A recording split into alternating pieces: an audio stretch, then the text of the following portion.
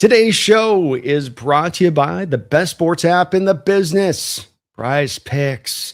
And right now, they've got a great opportunity for you. You put a $5 lineup down and win, they'll put $150 in your account. All you got to do is use my code HMA or click the link down the description section below.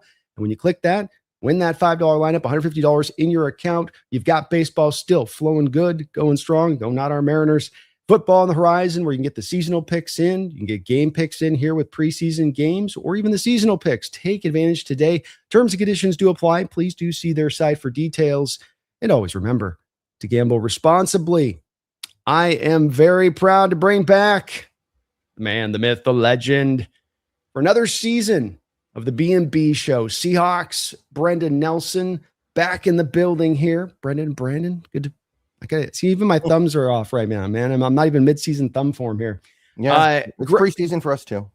It is, man. We got to work our way back up. And folks, if you're not, of course, with Brendan, me and him do this every Thursday, 12 o'clock during season. So you want to get subbed up to him as well. He does daily coverage, uploads daily, multiple uploads daily over there at Seahawks. Brendan Nelson here on YouTube.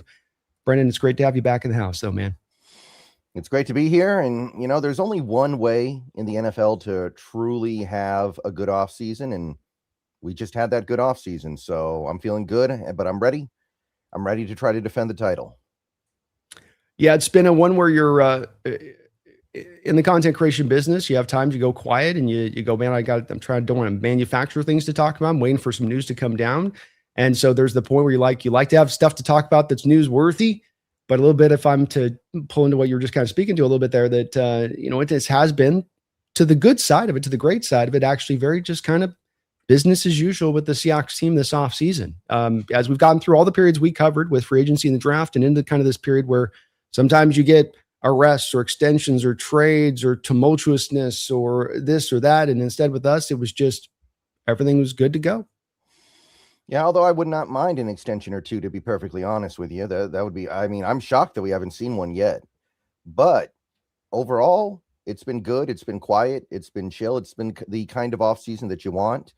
It's been the kind of training camp that you want. We don't have a bunch of injuries, and there are definitely teams out there that are wrestling with that.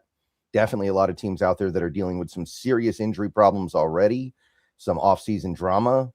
We've been pretty light on it, although we might be bringing a little bit of drama to the building ourselves intentionally. We'll see about that in the coming days, but it's been the right kind of offseason overall, and I'm happy this is the kind of team that I have, that I don't have a team like the Niners with all their injuries or the Panthers with all their injuries or et cetera, et cetera, et cetera. So pretty happy about it. Yeah, so I guess in taking a pulse check then from you on this, as far as you're feeling about the potentiality of the very difficult climb, historically speaking, to repeat, that you feel that maybe the team is as good a position as we possibly could hope for any team right now as we walk into this, given those factors at hand on top of the other stuff that we have, playing out. 1 second. Nope. Okay, no problem.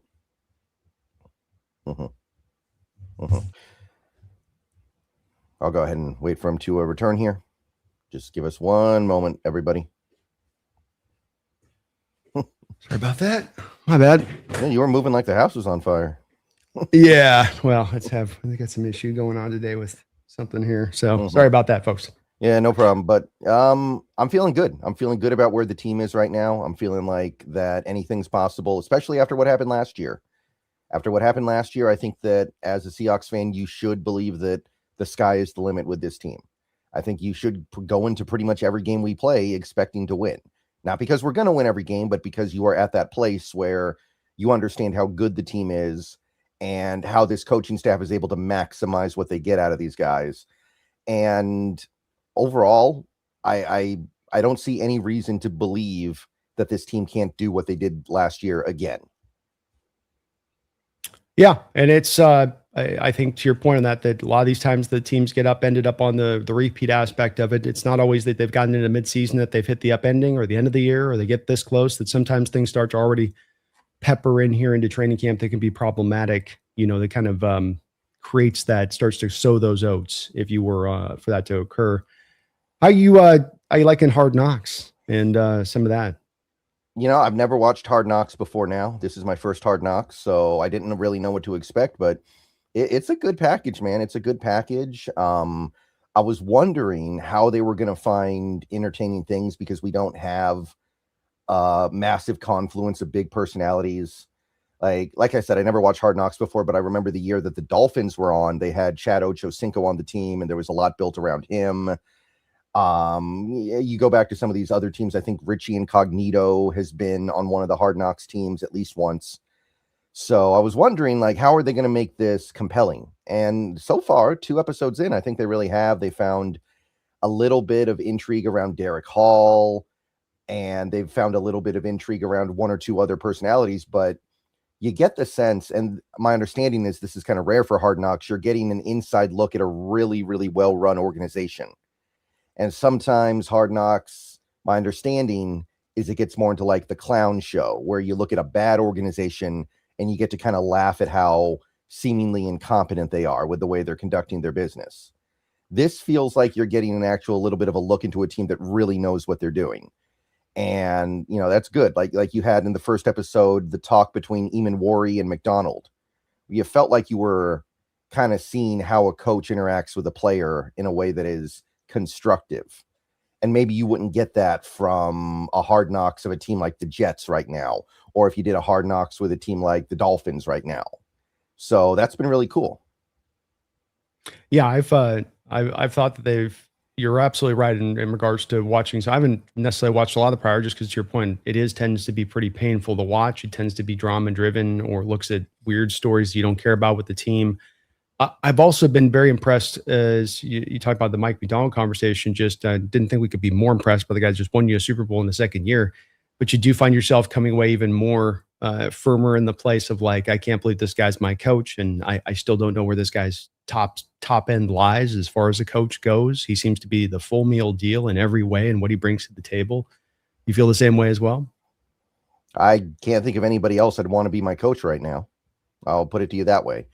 Maybe he's not the best coach in football. I don't know. Maybe he is, maybe he isn't, but I can't think of anybody I'd rather have right now. So yeah, it is one of those moments where when we fired Carroll, and we even got on the show and talked about this a little bit, there was always, I think we were both pretty satisfied that they were moving on from Pete Carroll at that point, but there was always that fear that you could end up on a carousel and just not be able to find the right coach, because so many teams do that. But it's kind of amazing that we were able to immediately just find another guy who is this good and this competent, and somebody who seems like he's just going to continue to be great for a long time.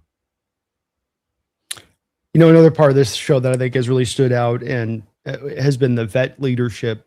As I maintained last year, it's one of the least talked about parts of the team that was needed to be galvanizing as a factor to then allow that final step forward to become truly a contender, not merely a good team or a playoff team or a team that can win a couple games in the playoffs, but you can go out there and go win the big show game. And it took that collection of vets to do it, and having the buy-in of the locker room of the vets, feeling that energy, taking energy, putting it forward. Abraham Lucas talking to the kid out there the other day as a pass rusher, and this is a tackle talking to the guy he's going to go up to in camp and actually trying to help him out and say, hey, you got to stop doing this. It's allowing you to lose the rep on this. You know, everybody got caught up in the Derek Hall's stuff, rightfully so. It was fun stuff with Mike chewing him out and all that other stuff. But one of my favorite actual nuggets was the DeMarcus Lawrence talk with Derek Hall prior to practice. Like, that was the one I was circling, because to me, that one goes back to us talking about Derek Hall coming out of Auburn. And we're going, man, yeah, he loves the bull rush. He's a bull rush maestro. He can bull rush for days, but he's got to develop that secondary move. And here you have DeMarcus Lawrence in that moment going, okay, no bull rushes today. It's going to be the stab or long arm, basically bull rush. And then you're going to come down with the chop. And again, showing the leadership, also cool to see it as a part of what Hall needs to be learning upon. Yeah, and in the last episode, there was that moment where Leonard Williams talked about how he thought about retiring early when he was on teams like the Jets and the Giants, because football wasn't very fun for him there because the teams were usually pretty bad. And even when they were good, it seemed like the New York environment didn't jive with him. It seemed like that kind of hustle and bustle and the way the media goes after you, it just wasn't his style. And now that he's here, he's talking about how much he loves football again. And it really makes you feel good that he could be playing for a few more seasons, which I definitely want that. I definitely feel like if like there's already been extension talk, but I definitely want to keep that guy around. But to hear him put it that way, talk about how much more he likes football now that he's out of New York, that was cool. And the first episode kind of, I felt like, did a lot in explaining why Cooper Kupp is still here, right? Like, we talked about maybe making him either a salary cap casualty or maybe moving some money around with him, but you hear the way that like JSN was talking about him, and I think Frisman Jackson was talking about him. They really do already look at him as another coach on the field, and that's not just some platitude they're putting out there. They really think that having him out there is a benefit beyond just the numbers. Yeah, I've maintained it. It makes it well worth the price with him, and he's having by all accounts, a great camp, even a better one than last year than Kupp, and he didn't have a bad camp last year. And I wouldn't be surprised if Kupp surprises some people that have kind of said, okay, he's done. He's on that downward trajectory, and it's only going to diminish from here. You know, he gets 700 yards this year. It's going to be 500 yards next year or 400 yards next year. And we'll see on this. It'll be the interesting part. But I think he's going to surprise a lot of people in how much he's actually, utilized and a key part of this offense, especially as he came forward in the playoffs for us. Anything else stand out with a Hard Knocks? Let's see. So going back to, oh, and by the way, just to let everybody know, I actually wrote recap articles for both episodes of Hard Knocks on Seahawks on SI. So if you guys aren't reading me over there, you should get over there now. I post about 2 articles a day on average. So definitely check that out. I've been following Hard Knocks stuff over there a lot. But let's see here. Let me take a look here. The Mitch Johnson thing was interesting because I didn't know about his dad. Did you know about Mitch Johnson's dad? Yes, but I'm old, dude. So yeah. I knew a lot of players on that championship Sonics team. I knew Jack Sikma, I knew Freddie Brown, but I didn't know about what's his name, Jack Johnson or. Yes, I think that was the name. I mean, he was on the back end on that a little bit. I mean, he was a key part of the team, but not, just like you say, not Dennis Johnson or Sikma, who are really those names of that team. Though it was like all Seattle teams, it was really a team collective championship, that one, beyond just star driven. What'd you think about the Sam Darnold spin segment? I kind of felt like maybe it was interesting. I've never heard of that before. Is that going to be like a new part of our scouting quarterbacks in the draft every year? We got to like have their spin rate.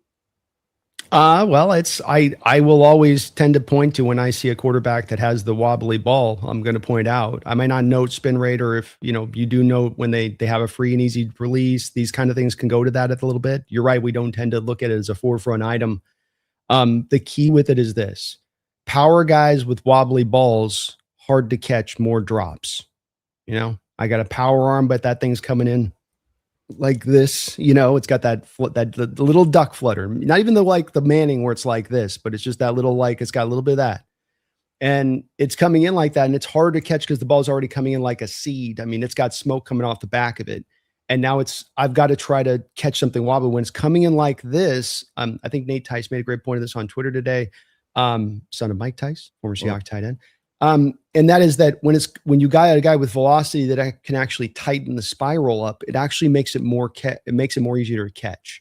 The ball's coming in, it just kind of catches into the glove. It's almost like there's more spatial point to the glove's kind of stickiness there to where it traps in. But if there's a little bit of that wobble, or the show talked about, if it's kind of coming in, I think Sam talked about it, if you got it kind of coming in with like a flattened kind of layer to it, it can sort of throw that ability to catch it off. It's why you'll hear coaches talk about throwing a catchable ball. There's never been a quarterback that's thrown a wobbly ball that's thrown a catchable ball. All of them ever existed, Joe Montana on down the line, have all had really tight spirals. So it's really important. You're right. It's something that we probably should think a little bit more about when looking, especially at the strong armed guys. And I think we do a little bit because we'll talk about the mechanics. We kind of touch around the edges of it. It's like you go, well, his mechanics, his replication of delivery is a little bit, you do kind of go around and around a little bit on it, but it does just come down to the point, and the emphasis should be, I want to throw it as hard as I can. I want to be able to layer throws too, but I want to be able to make every throw, to make that throw really hard, cut it through the elements, but then also make it catchable, kind of the trifecta. Mm-hmm. Yeah. And they spent a lot of time on that too. They really like that, putting the spin on the ball thing. And Cooper Kupp did say, and Cooper Kupp's caught the ball from some pretty good quarterbacks in his career. He did say that he thinks that Sam's spin is making it more catchable. So That guy presumably knows what he's talking about. I would estimate Stafford, like they show, I think what they really loved about it was that he was so far and away above anybody else on the spin rate, and it caught their imagination. I would estimate, though, that Stafford is very close, or at least in that top 5 to top 3 on that spin rate as well. He's another guy that does a great job with that. Yeah, and then Jared Goff's had a pretty nice career as well. So there's reason to believe that is actually playing some kind of a role here. So I mean, if Cooper Kupp of all people thinks that it's an advantage, you should probably listen to that guy. Yeah, well, I think Goff mentioned that too. Yeah, they mentioned the story. Here you got a guy, back foot hit guy, get the ball out guy. Not always going to have the biggest of windows to throw into because there's just, by the nature of how he kind of plays and has to be so on time in his approach, a lot of times windows are going to be shrunken down. So he's got to get that ball into the tight spot, but then it's got to also remain catchable. And why you still see him remaining successful, throwing for 4,500 yards every year, whether he goes from Rams to the Lions, and because he can drive in on that skill, and it's a unique one to have. Other than that, I think the most interesting thing we've seen so far is the thing they kind of left hanging because we don't know the conclusion to it yet, which would be the Terrion Arnold cameo at the very end, like a Marvel movie. They show the next superhero right at the very end. That's kind of what they did to us because, in fairness, they don't know how that story ends because we're waiting to see how it ends in real life. But that was interesting that they actually spent a segment on him. A lot of people were kind of taken aback by that. And you can see that they're not just messing around here. There actually does seem to be some genuine interest in bringing him on board. So I'm interested to see how the next episode tackles that. Yeah, there does seem to be a lot of interest out there in the league, and it makes me wonder about that situation. I'm not also as clear, Brendan, on how the rules will work on this. If the offset language pertains to him, a la Russell leaving the Broncos to the Steelers, veteran minimum, or Kyler Murray right now on the vet minimum deal because it's all offset language. Whatever you're paying extra is just less that the Cardinals have to pay if you're Minnesota. So from Kyler's standpoint, what difference does it make? Is he in that place where it's vet minimum and then it's just a matter of him getting to pick of the teams that are interested in him? I don't know. I'm a little bit foggy on that part of it. I have been a bit surprised from some Seahawks fans' reaction, and I understand, you want to be careful with the guys you bring in, and we have a locker room that you want to be very careful of not to upend that. I understand all those points. If I may just on this a little bit to go on a couple tangents, there's a lot of public hangings going out here in the square. And I see it in the sports world, especially from a lot of sports fans, where you have a guy that's, not gone through the system, not gone through the legal system, not gone through the due process, and they present and they post out with 100% certainty this guy's just dead on guilty. And it's like this mob mentality that exists out there from people at times to want to, throw these guys down that. I get uncomfortable with that type of stuff. I really do. And I think there's got to be some due diligence done here. And we got to sometimes let the legal system decide this rather than the public. That's why the legal system's here. And we don't just do mob justice at every turn. So I get a little bit, I don't understand that part of it. And then when you combine it with the secondary aspect of this, where you're bringing the guy in to be your 5th, 6th corner on the roster. This is a guy that's a first round talent that this team had every bit of interest in. If you didn't take Byron Murphy and you trade back to 24, 25 in that first round, you're probably taking Terrion Arnold in that draft. That's how interested this team is. They've got insider knowledge with Jalen Milroe. They've got insider knowledge with Carl Scott. Josh Jobe, too. Josh Jobe. You bring him in, a first-round talent from 2 years ago. You bring him in on a vet minimum deal, single season, single year. And so what's the worst-case scenario here? We lose out on, and look, Dansby's had a great camp. Love that Dansby's doing what he's doing. But okay, we lost Dansby because we kept this and this didn't work out. That's the worst case of that. Not that you're losing money, not that you're losing draft pick compensation. That's the worst possible situation is, the other 6th corner that we could have had on the roster, now we can't have a roster because this guy flamed out. And that still requires him to flame out at that point. I don't see any downside to this whatsoever. This is a market opportunity. This is what NFL teams should be doing. Great NFL teams should be doing and looking for those advantageous places they can to find ways to keep making their roster better. What are your thoughts? Yeah, I mean, I would assume that if he is signed, John Schneider must have a pretty good feeling that things are not as bad as they initially looked for him, because this is a team that has shown they are sensitive to those kinds of things. This is not the Al Davis Raiders. This is not a team that has shown that they're willing to overlook that kind of stuff no matter what. They are a team that seems to care about that kind of stuff. They are a team that seems to steer away from those things if they believe they're real. And it kind of makes me think of, and I know this is a funny example to bring up because of how it ended up working out, but Quentin Dunbar, there was a point in time in the 2020 offseason where I and most other people thought he was done because the way it was being reported made it look like it was cut and dry, and it wasn't. It wasn't. He ended up actually not having to deal with any real repercussions from that. And I and many others thought that he was dead to rights because of how it was being discussed by people. So that could easily be the case here, where the way in which it's being discussed by people is making it seem really, really bad. But in a couple of months, we may learn it really wasn't. So that's all I'm saying with it. Yeah. My understanding is that they had a Zoom meeting today, and his next trial date is going to be like October 5th. So assuming he got through today without anything harsh coming down, at the very least, he'll be eligible to play in the preseason. So I'm open to it. I'm not going to be against it. I will say I'd like it a little bit more if he had actually played better in Detroit, because so far my understanding is that he was pretty awful there. But there is immense talent there. And I remember scouting him in 2024, I think it was, and thinking, yeah, this is a first-round pick talent all day. So you can let Mike get his hands into him and see what happens. I'm going to be open to it.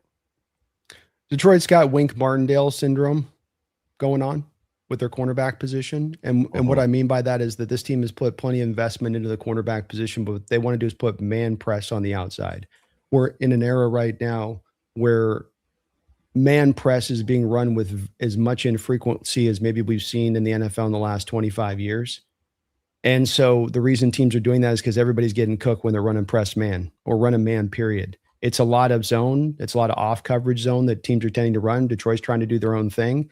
One of the reasons Wink Martindale got moved on for Mike McDonald, because they run the same defense essentially, is because Wink couldn't help himself to blitz, man press things to death. So when you look at Terry and Arnold, I guess my thing with this is the wonder at point is like, is he really at his best as a press man guy? Or is he a guy that should be in this kind of defense where he's doing a lot of hybridic stuff? He's going to spend more time in zone. He's going to spend a lot more time in the off coverage point where he can be a little bit more read and react to what's going on in front of him. I think that he's in better position to do that. And I think that when you look at guys like DJ Reed, who in New York still was maintaining a very high level of play and then goes to Detroit and falls off a freaking cliff. There's some indicators in there about what they're doing with their cornerbacks on that team. Not to mention they got no pass rush outside of Aiden Hutchinson, really. Yeah. And the other element at play here, and probably one of the reasons why this is coming up, is that Julian Neal's missed a lot of the offseason with that injury. And he was a guy who I think needed the offseason pretty badly because he is a raw player. He didn't play that much in college. He only had the 1 year at Arkansas. Before then, he was at a smaller school. So I think if there was an intention of having Julian Neal be a significant part of the team as a rookie, they might be rethinking that. Like, this isn't like Bud Clark, who was a starter for 6 seasons at TCU and played in like 60 something games and almost all of them starts. I think you look at Julian Neal now where he is, having missed basically 2 weeks of camp, and you're like, this might be kind of a redshirt year for him, and you don't want to put him in a position where you need him to do a bunch of stuff. So bringing in somebody like Arnold insulates you against that. Yeah, good point. And I gives you a very talented guy to do so, whereas normally you're picking over guys right now that are, fringe NFL roster guys at this point. So it's a big difference in what you have in the lay of land, and that's why there's so many teams that are kicking the tires on the guy. So I think it's a smart move. You can go get market opportunities. That's what building championships. You've got to find those places where not everywhere you're spending max prices at every turn. You got to find the places where you can get some discounts, and this is one of the spots. Yeah, and look, if they get in there and they get a bad feeling about it, if they feel like things aren't going to go his way with the legal system, then I'm sure they'll reassess. But if they're interested, I have to believe it's because they have a good feeling about how this is going to go. Agreed. And because you got that insider knowledge with some of those guys on this roster that know this kid, I like the idea of too. You're just getting him all the way out of that area and all away from those people, and you're out the farthest place you got in the country where you can just lock in and ball and get in on the process, connect back in with Jalen like you did back at college. I think you can definitely get this back in the right place, in the right direction of things. Let's get to a couple of donations here. Matthew 1283, thank you for the $2 donation. He says, "What player are you most excited for in the preseason? I'll say Riley Mills. Because he's apparently been great in camp. And if he becomes like a significant asset this year for the team, that interior becomes unstoppable. You've got Big Cat, Murphy, and then you've got Mills acting as like a rotational pass rusher up the middle. Nobody's got an interior like that. Not even the Eagles at that point, do I think. Do they have an interior like us? Yeah, it is literal waves at that point. It's not theoretical waves or we just really like our guys in the second wave thing. It's no, the guys legitimately in our second wave, Jaron Reed and Riley Mills could be starting as a tandem for a lot of NFL teams. Mm-hmm. So that's what you get to send to teams constantly 24/7 every game. And it's very handy on top of the fact, just a young guy developing on the rise and how that just fits in so nicely, doesn't it? With the kind of timeline of contracts, the timeline of guys like Leonard Williams reaching into the end of their career at the time they will, the way you can just kind of the fluid handoff. You know, I think we pretty much know Reed's going to retire at the end of the season. I'd be shocked if he didn't. So it's going to move in and out. It's going to work really well. Yeah. Seamless transition. I'll go with Arroyo because I am hopeful and that he's had a great camp. You saw that tasty a route that he ran this past week, I'm sure on the training camp where he did the little out up and then cut it back on in, showing off some nice little nifty footwork for a guy his size. Yeah. So I'm hoping they got some features for him, that Fleury's kind of put some stuff together. Let's get this guy featured a little bit. I don't care who the quarterback is, Locke, Milrow, whatever. Like, let's feature a little bit of Arroyo here on some of these routes. Let's get him up the seam maybe a little bit and see how it looks there, with especially get some cover 2 looks and no middle field linebacker. So I'd like to go there. And a little bit of Horton as well. Yeah, I could go for that. I don't know if Barner's 100%. I think he's still kind of like not completely over the toll of last season physically. So if Arroyo can step up, he's got an opportunity to make some hay in this offense, I think. Yeah, agreed. I think they're managing and taking care of AJ, I think, as much as anything, just really understanding because of the long season, then the surgery and all that, which smart approach. Peter Go Hawks, thank you for the $2 donation. 15-2. You heard it here first. Go Hawks, #repeat. Ooh, I like 15-2, man. That's got a tasty sound to it, doesn't it? Yeah, that might be what it takes to win the division, by the way. Like, this could be a Minnesota-Detroit 2024 situation where you might need to win 15 games to win the division. And it's brutal, but looking at the schedule, I believe the team has the potential to do it. I know we won the Super Bowl last year, and traditionally that always gives you a brutal schedule, but I look at it and I think that's kind of a normal schedule to me. I don't see anything here that makes me want to just crawl into a hole and hibernate until next season. So I'm going to believe that it's possible.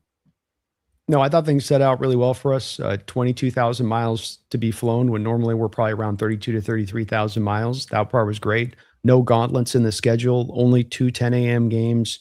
I thought everything was really separated out nicely where, there's some tough parts, but there's no impossible parts. There's no that's definitely 2-3 losses in there. I think it's well suited. I think you're right. Might need to be up to that point because I do think, and the NFL acknowledges this with the scheduling, that it's going to come down to probably us and the Rams once again. Like, this is the way the story is going to unfold. So strap in and get ready. And I hope we got home field advantage with 15-2. I hope the Rams aren't at 17-1 at that point or 16-1 at that point. You know what I mean? Like, that'd be tough. Yeah. We're going to need them to drop at least a game in the first 6 weeks because they're probably getting that Puka and Alaric suspension.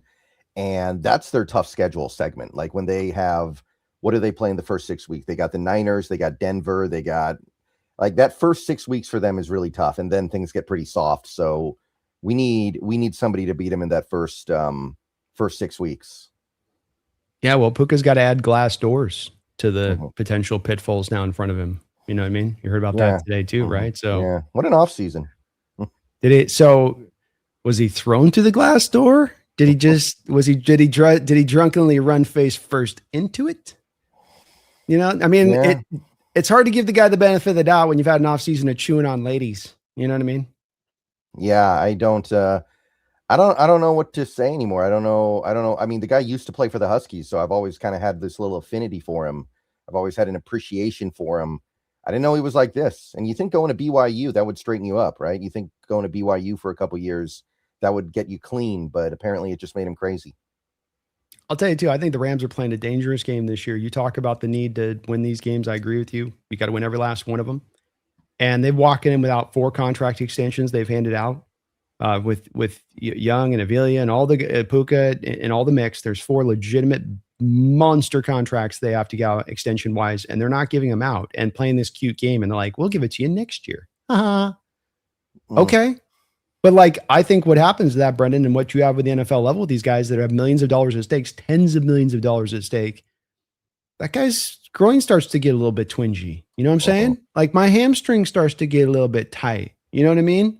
Like I'm on the line of being able to play in a game or not with an injury. I am playing. I'm going to make sure this thing's 100% before I come back because I don't have a contract after this year. There are no guarantees for me.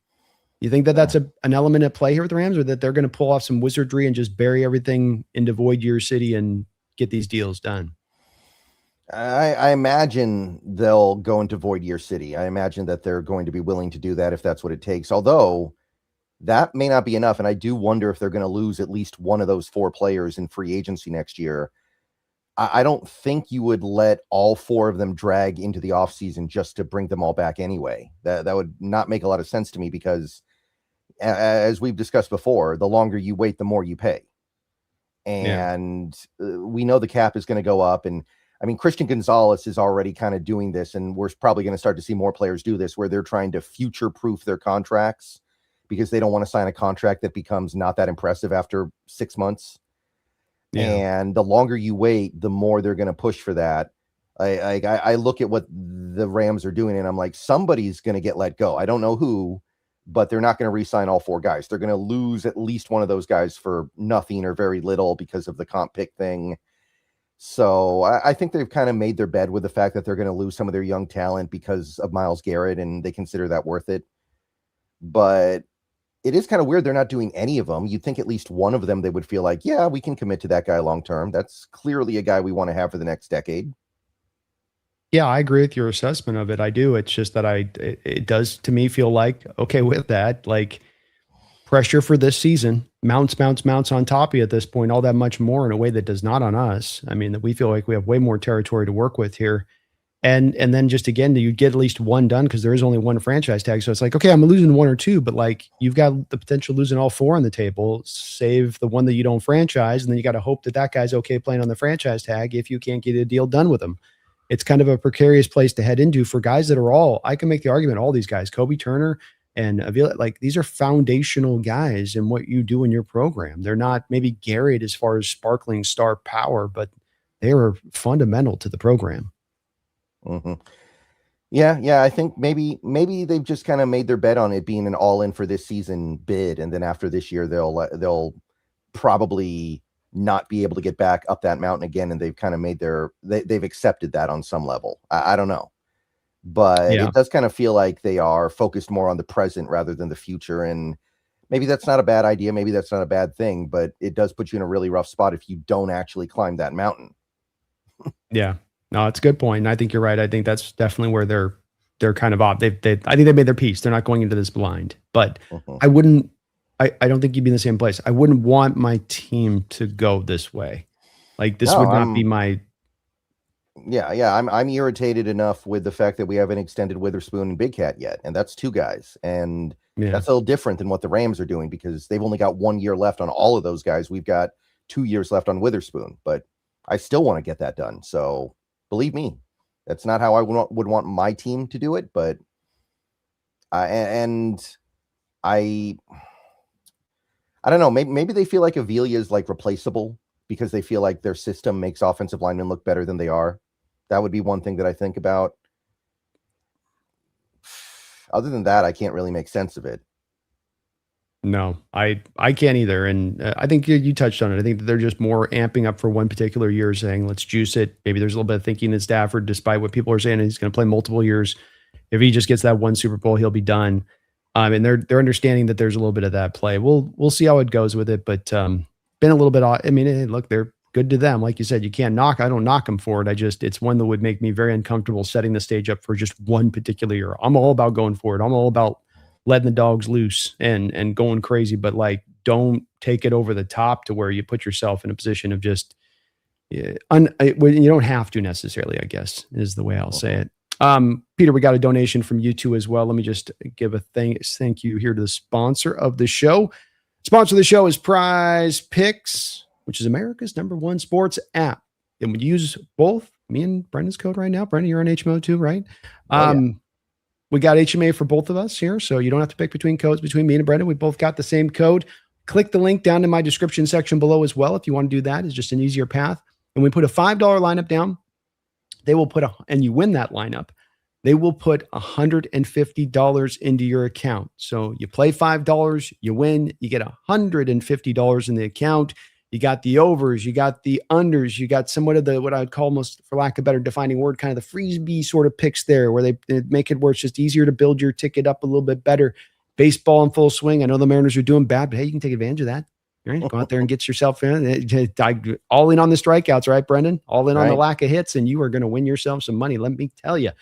We got the seasonal picks as well up here coming up. I've got on mine Jackson Smith going over 1,300 yards. Jacoby Myers going over 750 yards. Brendan, do I get your stamp of approval on these seasonal picks? I'm good with it. I like it, although I am a little bit wary of Shaheed having this monster season. I think that he could end up like wrecking some of that just with his own just by becoming a much better receiver than a lot of us expect, but it looks pretty good to me. I would probably take the over on both of those too. It was a tough one for me. I just kept back to he's just so good, but you're right. There's going to be a lot of guys biting at that passing apple this year, Brendan, and not necessarily a lot of passing attempts for those bites to be had. So use this code, go out there, take advantage today. Terms and conditions do apply. Please do see their site for details. Always remember to gamble responsibly. And yes, in the state of Washington, there are still some limitations when it comes to doing these kind of picks. But if you actually go into a casino, and there's plenty of casinos in the state of Washington all over the place, and you operate on their network, you can use their app in full. So use Prize Picks today. Go win yourself some money. Put your sports knowledge to the test. And a big shout out to them for sponsoring both me and Brendan this upcoming NFL football season. Got some more donos here, Brendan. Peter Cohawks with a secondary dono. Thank you for the double dip, Peter. You're awesome for that, my man. Says, I have a feeling this team wants revenge for 2014. Can't wait to rename SoFi Stadium to CFI Stadium. It's going to be epic. It's going to be an epic year, boys. Let's have it go. Go Hawks. I don't know how much this team thinks about 2014 because we don't have any of the players from that team. All we have is a GM, right? That's the only guy who's here from that team. But look, I mean, you want to repeat, right? You want to defend the title. That's part of winning a title, I think, is defending it. Not necessarily repeating, but going out there and playing well and having a good season and proving that it wasn't a fluke, that it wasn't a mistake, that you won. And there have been many examples throughout history of teams that win the title, feel like they got disrespected. And I feel like the Seahawks team is probably on that list at this point, and it motivates them to go out and prove to the world that, no, this wasn't a mistake. This wasn't an accident. We did this because we're that good.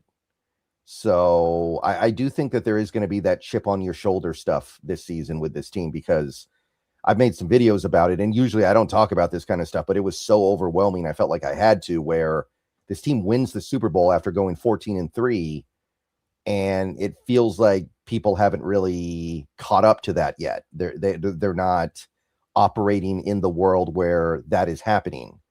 So you look at the Madden ratings, you look at Pro Football Focus player rankings, you look at ESPN rankings. It feels like we're not talking about a team that won the Super Bowl last year after winning 14 games. So I think the team is going to take that personally, and I think we're going to see it motivate them on into 2026. Yeah, but Brendan basically touches on exactly where I think of this too, is that I don't know if it's a revenge for 2014. I do say that I think, Peter, you fell from the players like Marshawn, as you really like, that the LOB guys definitely took some, like it was, I don't know for the word I'm trying to think of here, but it was very nice for them. Like they really reveled extra, especially in the way that broke down with the Patriots, and that it did feel like it closed a bit of a book for them on or wound, let's say, that had been open for a little bit of time. But I do think the revenge energy is going to be there for just what the reasons Brendan just spoke about, which is that me and him have watching this team for so many years. We had a chance to go through the Super Bowl run with the Legion of Boom, Brendan, and if you're free to correct me on this, but that team was celebrated and loved nationally and looked at as, wow, they're so special and awesome in winning the Super Bowl and yada yada. And that there was none of this sort of feeling coming back that next year into 2014 of like, man, does nobody notice us? But this year's been night and day different. And it has been wild. I'm with you. I'm not one to normally pull this card out, but when it becomes so ever present and just at every turn and every other day, there's a new analyst nationally speaking to the, luck, fluke, 2-point conversion, but and you're just going, dude, everybody outside of like Seattle's got this general, even a Bucky Brooks, who's normally a guy that's very pro Seattle organization. He was a scout in the Seattle organization, worked with John Schneider, seeing his former guy go out there and get the ultimate, achieve the ultimate success. And even he's, drinking the Kool-Aid, Brendan. So I think you're on it with that, man. I do. And I think it will be a motivating force. Mm-hmm. Yeah, there was I think it may have been one of the Celtics teams that won in the 70s. So this was not Larry Bird. This wasn't Bill Russell. This was in the era between those two that won the title. And a lot of people thought it was kind of, a BS title. They didn't really respect it that much. And the next year, the Celtics didn't repeat, but they did make a playoff run. And after one of the playoff series that they won, one of the players stood up. It might have been, maybe it was JoJo White, and stood up and said, well, we just taught them that they didn't give us these rings by a mistake. And that's what it's about. It's about proving that, no, it wasn't an accident. And we'll prove it even if we don't repeat. And I hope this team repeats, and I think they can. But even if they don't, there is a way to defend your championship with honor. Yeah, I agree with you on that. And I think they're taking it, the spirit so far, everything we've seen from Hard Knocks, what we've heard from the offseason and the participation once again in offseason OTAs was through the roof once again. And it seems like they are feeling that energy and bringing it as you'd hope. And this is an important thing because I think you can sometimes take a little bit of the temperature of a team coming into training camp and start to feel them feeling themselves. Oh, ego's starting to burst out at the seams here a little bit, getting a little bit of a sense of clicks developing, maybe a little bit of in-house this, in-house that. And that's not been the case at all throughout this training camp. It's going to come back to the point of just, it's all been steady as she goes, man. Hit that cruise control button. You've got the standard in place, keep it, hold it, and let's keep this thing rolling. So it's been interesting, but you going with CFI on the stadium? I'm Hawks House on Levi. I'm landing firm on that forever. In fact, that's might be the last time I ever referred to as Levi, just to give you clarification.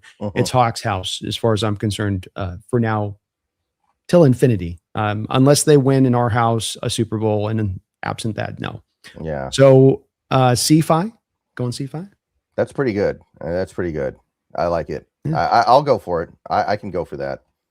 But we got to win there first, right? We got to win there first. We do, but you got to put the blueprint down. You got to put the plan in place up ahead of time so you know the markers to hit. HHG, thank you for the $5 donation. Appreciate you for that. Mike was sus on just thinking of going after Terry and Arnold on Hard Knocks. I felt the same way a bit. Did you? What would you feel on the body language? Give me your psychological Dr. Nelson body language expert. I would assume that during a scene like that, he's working from the perspective of what the public knows about the case, where it looks really bad. And right now it does look really bad. I will admit, like what was it? A kidnapping, or what are they calling it? Yeah, it's a kidnapping. Like, it sounds really bad, but that could just be him accepting the public perception of it right now, which is hard not to do. I don't think there's anything wrong with that, but he might feel differently if he knew that the circumstances weren't as bad as what they're being portrayed right now, which time will tell. So I think the body language was kind of odd, but I think it's understandable. Yeah, I think you're seeing it right, HHG. I felt the same thing, that there was a little bit of reticence there on his part going, I don't know. But he also loves his guys, and he's been training up these guys, and guys like Dansby and by all accounts, Pritchett and Igbenogany have been really good camps and done really well here. And so, he's going, okay, what am I bringing in versus what I know I've got? And you're always going to love your guys there a little bit. So I'm sure he'd be on board. Certainly John is, because I think for John, it's just nothing's going to make him go from 6 to midnight, like the thought process of getting a first round talent for peanuts. I don't give up draft capital. I don't give him a big contract. I just grab that guy off the street. It's like hell to the yes, and I'm with him on it. This stuff's, you got to pay max prices at every turn, Brendan. At every turn. You want to get the good stuff? You want McDuffie, first round pick. You want Garrett, all the price. And then there's a new contract. And then there's a new contract for McDuffie, right? I can get something for cheapy creepy that's very talented and very young, I got to be open to it as an organization. Yeah, and look, if you're going to be a GM and this is your job, I think you should be turning over every rock, even if you know there's a very, very low chance you're going to actually pick up what's under that rock. Like if Josh Allen hit the trade block tomorrow, I don't think we'd trade for him for obvious reasons, but I'd still expect Schneider to make a call and be like, hey, what are you guys looking for? What's going on? Who's in on this? Just to see what's up. Even if you don't think you're going to get involved in it, why not? Yeah. And he's, as like to your point, as much of a I'm in on every kind of situation type of general manager as anyone in the league. And you want that. This is the ideal. Not that you pull the trigger every time, but you're just always knowing what the parameters are. So you don't have some deal that comes down the line like a Scooble with baseball where you're like, oh, that's all that took to get that done. Like, not that I wanted Mariners to do that, but just point being that you don't want that type of situation to happen where you just decided that, the cost will be just too much. Or like the Mariners did with Ohtani and just saying, we're not even going to try to, well, you could have put that structure of a contract together. Like that was doable. We wouldn't have blown your budget up to do that, but that's another conversation for another time. Yeah. And it's your job. It's your job. Like what else are you going to do? What else do you have to do that's so important that you can't be involved in major or even minor trades and roster moves across the league? Yeah. Amen. I love that about John. One of the things makes him one of the best general managers in the sport.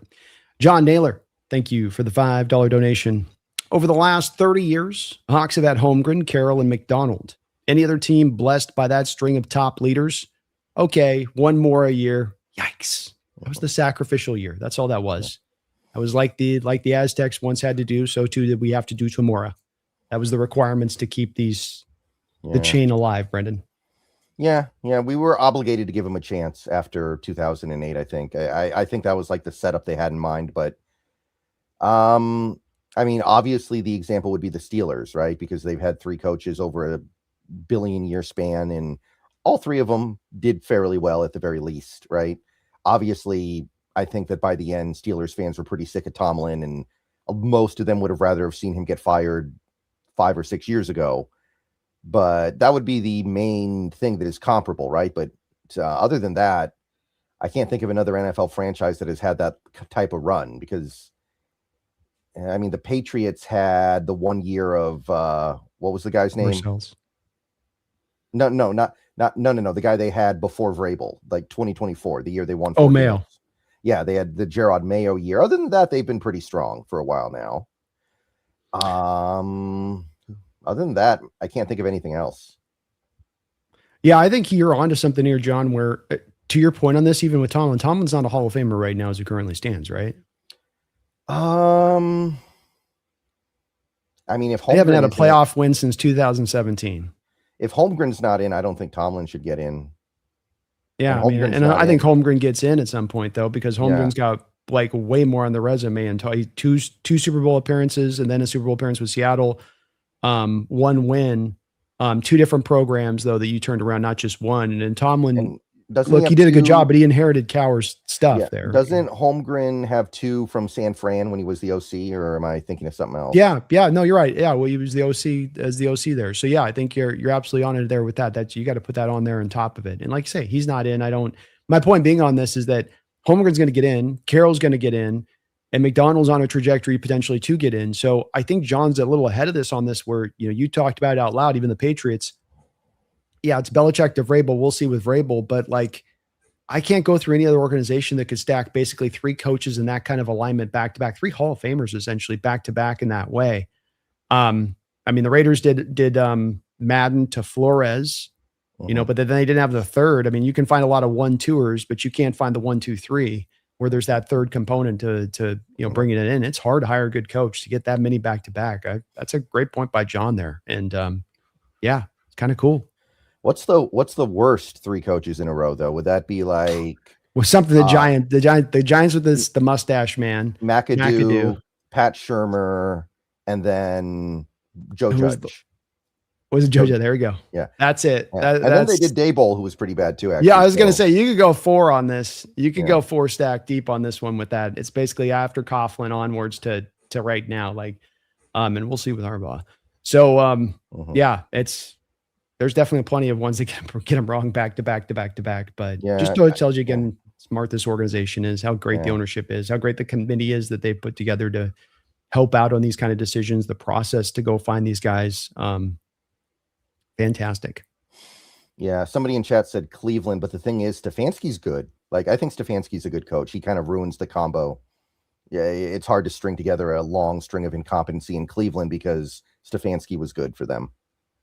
You'd have to go back, I think, before maybe the 3 stack before Stefanski. Yeah, I mean, that's where you're getting into the Freddie one Kitchens. former Patriot coach. Yeah. Was Marvin Lewis there for a minute? No, did they have Eric Mangini? I think I want to say Mangini was there. It was Mangini. He was one, and then Freddie Kitchens was there for 1 year. They had some other guy, Baker's rookie year. I can't remember who it was now, but I mean, he was that one live wire OC. He was that crazy OC that was like Hugh pissed Jackson? all of his players off. Was it Hugh Jackson? Might have been not. Well, there's another one too. I'm thinking of the former Steelers OC, but I can't remember his name. We had Mike Patine, Rod Chudzinski, Pat Shermer. Okay, no, Cleveland's got a pretty good streak if you go before Stefanski. They might go 7 deep on that streak as far as just horribleness. It's like that's almost impressive to get it that wrong, that consistently bad. It's not like these guys ever go on to do other, like none of these guys are like the situation that happened with for instance, like Saban with Belichick in Cleveland, where they were both on the same staff in Cleveland and it just ended up working out because of stuff outside of Belichick's control. But then Belichick goes on to do this other stuff over here. Carroll, likewise with the Jets and what he does with Seattle. But like none of those guys you look at with the Browns, or if we look at the Giants, the Judges, or the McAdoos, like nobody went on to like, then he finally found his footing years later and like, no, they were bad choices that then didn't ever do anything beyond that. All right. So Hassan with a $2 donation on your side. The Derek Hall shorts are crazy work. Yeah, that was interesting. I didn't know what to think about that because no one else is wearing them, right? He's the only one. I bless him. Like, and in the summertime, it's one thing to be committed to that, but like Pacific Northwest, you can go about 3 months a year with shorts, and then you're like, you better have some heat tolerance. You're walking around, and they say he's all the time in that, so it's like, oof. Bless him for that. I'd be freezing my ass off, man. Does seem like he's strapped in for a big season, though. I'm feeling pretty good about Derek Hall 2026. I am too, man. We know with these pass rushers, they take time to develop, and it's something that makes me hesitant to want to go back to the second round range to take a guy, is because you have to kind of wait for the pie to bake. But once it does bake, a lot of times now you're getting the player in full bloom and they're actually a real factor, and they can go out there and, I mean, we're talking now press into that sort of double-digit sacks, be above average against the run, realize that potential as a player. And I think you're right. I think he's right there, ready to go in that realm. Part of the reason that they reward him is I think they're anticipating the same thing. Seth K. Aloha with another $5 over on your side. Puka is an amazing player, but I'm so thankful having JSN. Humble player that stays out of trouble even after winning the Offensive Player of the Year. Appreciate you guys. Oh, thank you for that, Seth. Well, he was pretty stoned at the QFC the other day, JSN. So I hope he didn't do anything. You haven't seen the picture? It was all over X. Yeah, I think it was yesterday. He was at a QFC at like 1 a.m. and he was very clearly high out of his mind. But I guess he didn't do anything, or else we would have heard about it. So that's good. But it is. It does feel like we're in a better spot now. I mean, there's a reason why we extended JSN and the Rams haven't extended Puka, and we can say that the Rams are not extending Puka because they're being stupid. But I don't know if that is stupid or not. I think that there's a very good reason why you might want to hold back your extension to him right now. Yeah, I can get where they're coming from as well. And look, Puka's given them ammunition to be able to pull this move, right? Including like this glass door incident that happens now. He comes in with some like this, like walks into the facility now with like a gash on his face. And it's like, what is this now, Puka? So they've, he's definitely given them plenty of reason to, but I love JSN. I love the fact that he structured the contract. I'm really hoping Witherspoon's willing to do something similar where it's like, look, we'll get you to your APY, but then we're going to juice this out. We're going to put the numbers out in a place that's just going to be really advantageous for the team to make this happen. And it's one of the places that why his deal got done was because he was willing to do that. Doesn't get a lot of credit for it because I think people just get caught up in the APY part of the deal. It is the cool new thing, Brendan, that we're noticing now as a development in the NFL, where it used to be get the 5th round option, get the 1st round contract first round guys, so you can get the 5th-year contract option to have more time to decide what you're doing with the guy or wait that long time to pay him.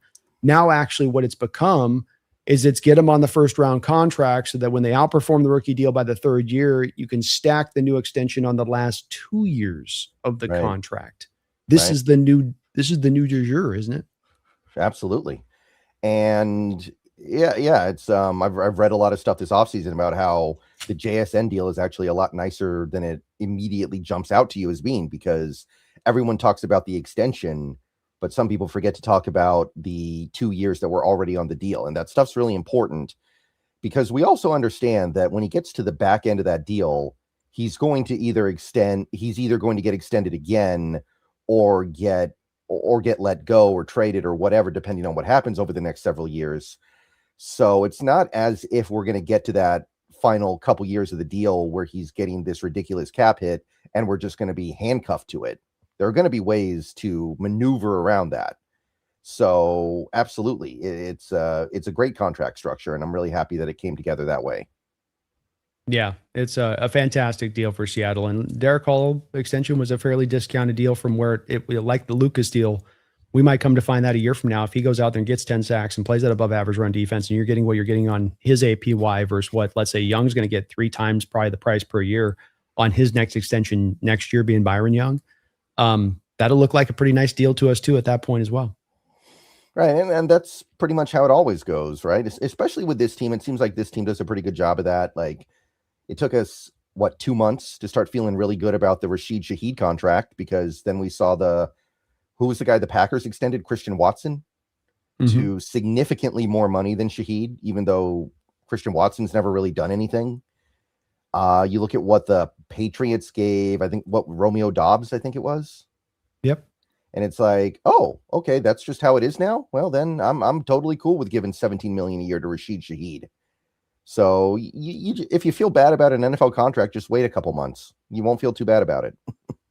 No, but I also think that this team does more of a proactive job at signing their players and getting ahead of contract situations better than many other teams. I mean, the Niners, for instance, they've got a Bosa bomb coming down the line.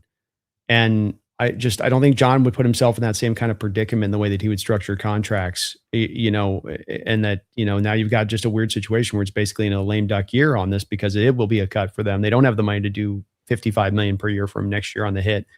So their hand is a bit forced. John doesn't get himself into a position of really ever usually having the hand forced, and that's because he's so proactive.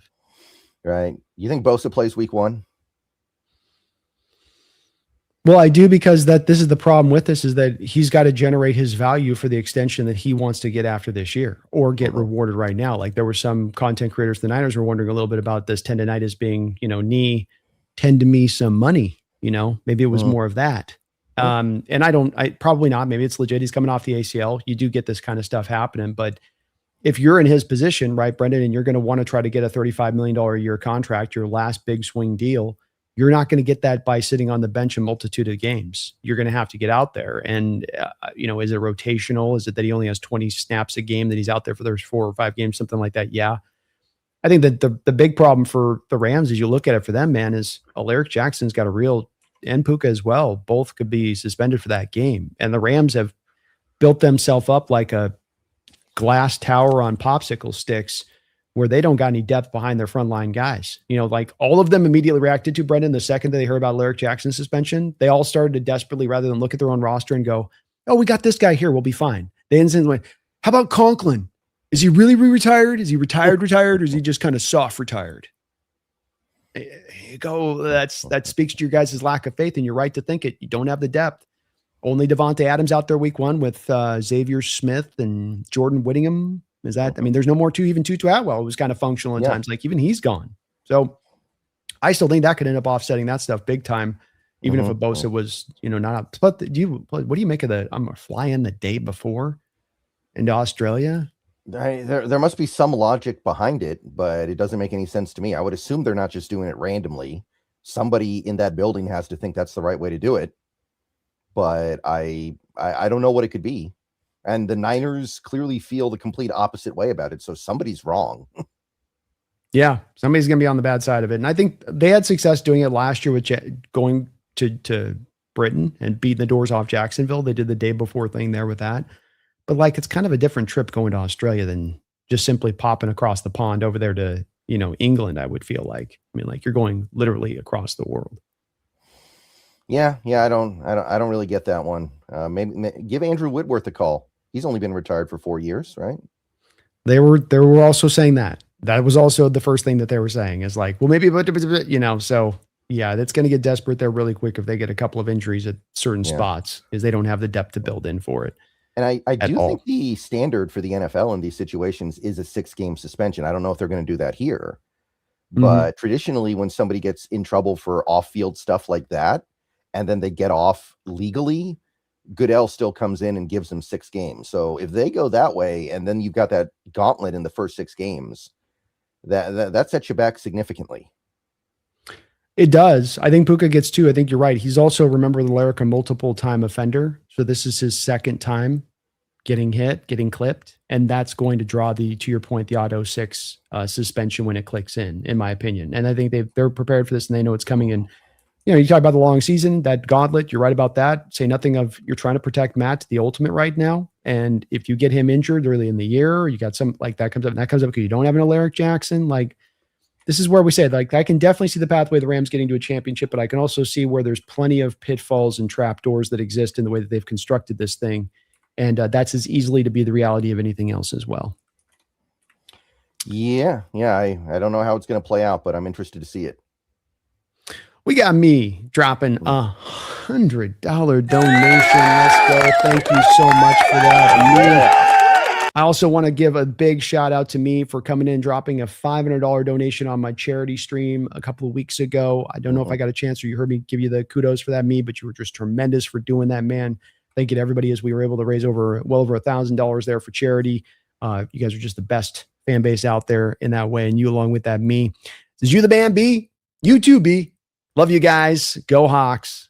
Go 12s. Well, thank you, man. I appreciate your support for both of our channels, as you've been a long time contributor here, man, and helping keeping our lights on, as I like to say out there. But appreciate you, man. Appreciate you. Very kind, man. Very kind, man. That $500 donation drop was just incredible the other day, man. Peter Go Hawks, thank you for the $5. Says, what's your guys' hot take on this season? I say we sweep the NFC West. Triple dip.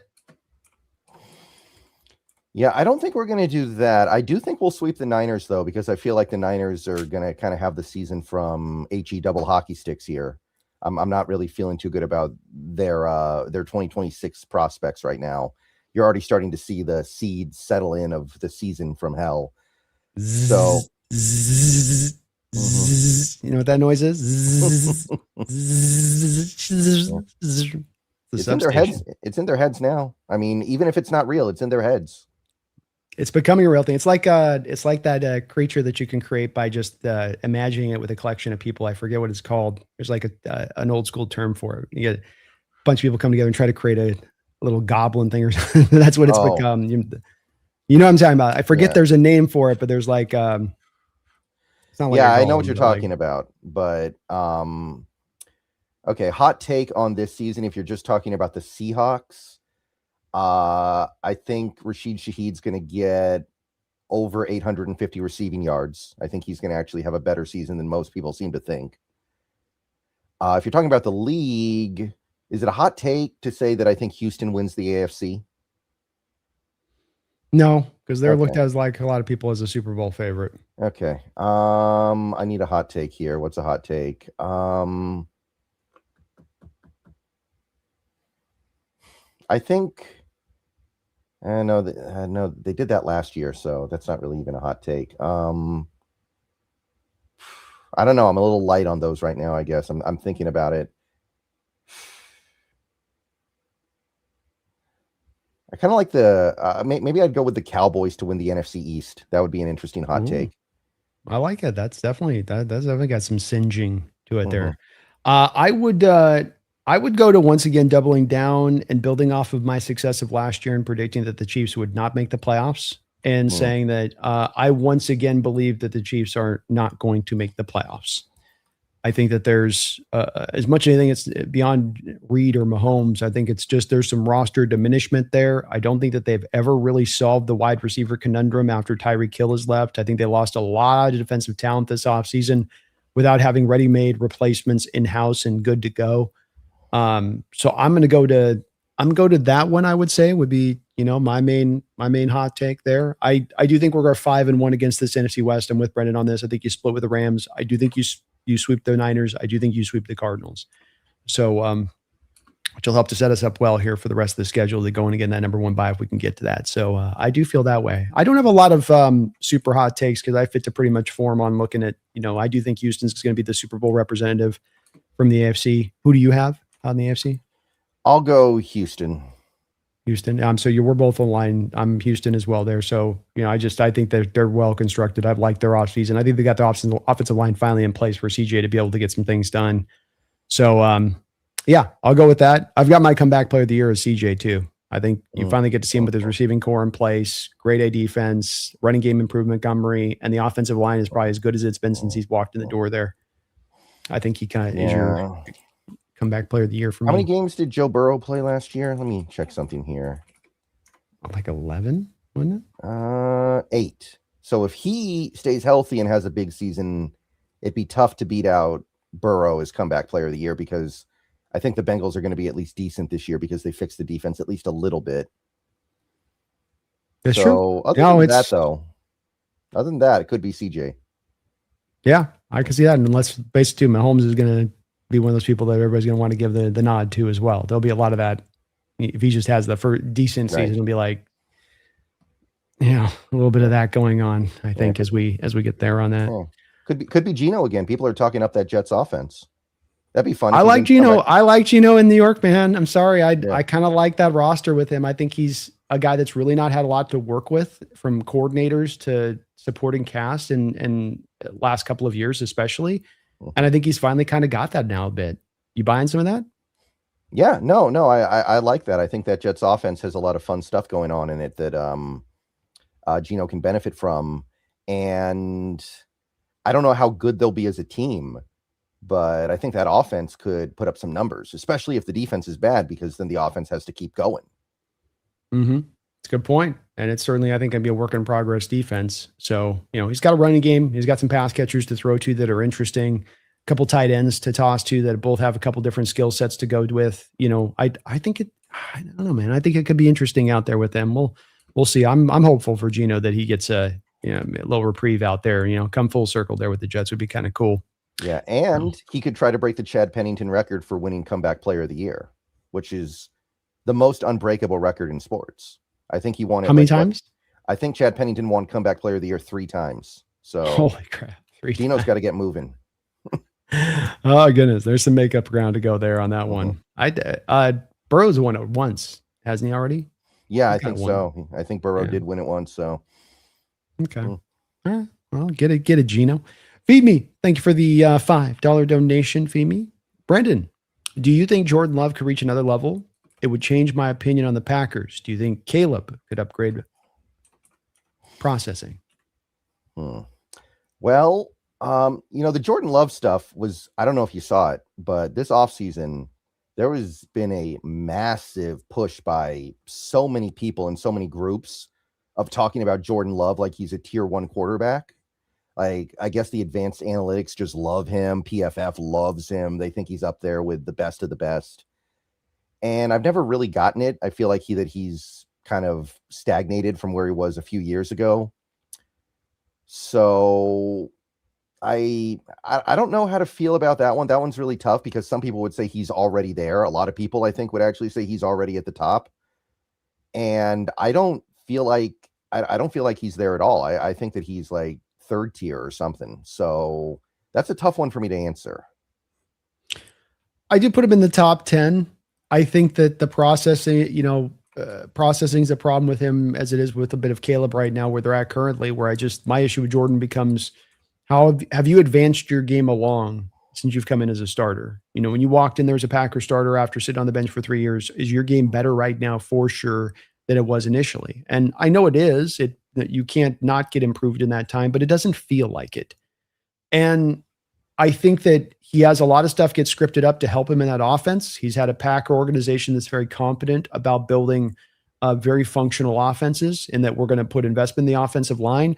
We're going to give you a cavalry of wide receivers at any given time. I mean, they took Savion Williams to be like the 6th receiver on that roster last year, Brendan, right? Like they lose Dontavian Wicks and Dobbs, and doesn't even miss a beat for them right now, because they're just like, yeah, but then we still got Reed, and we still got Watkins, and then we still got the kid we took last year, Golden.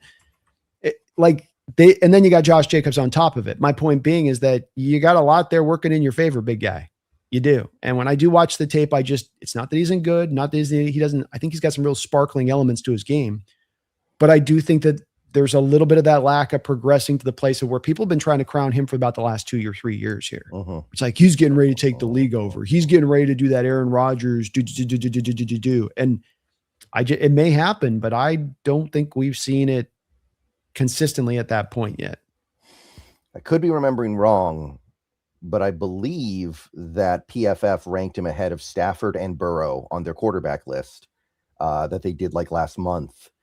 And when he got ranked at 73 or whatever on the top 100 list, which, I mean, that whole list is a train wreck, obviously, but a lot of people were like, it seemed like everybody just came out and was like, oh, that's ridiculous. He's so much better than that. He should be in the top 30.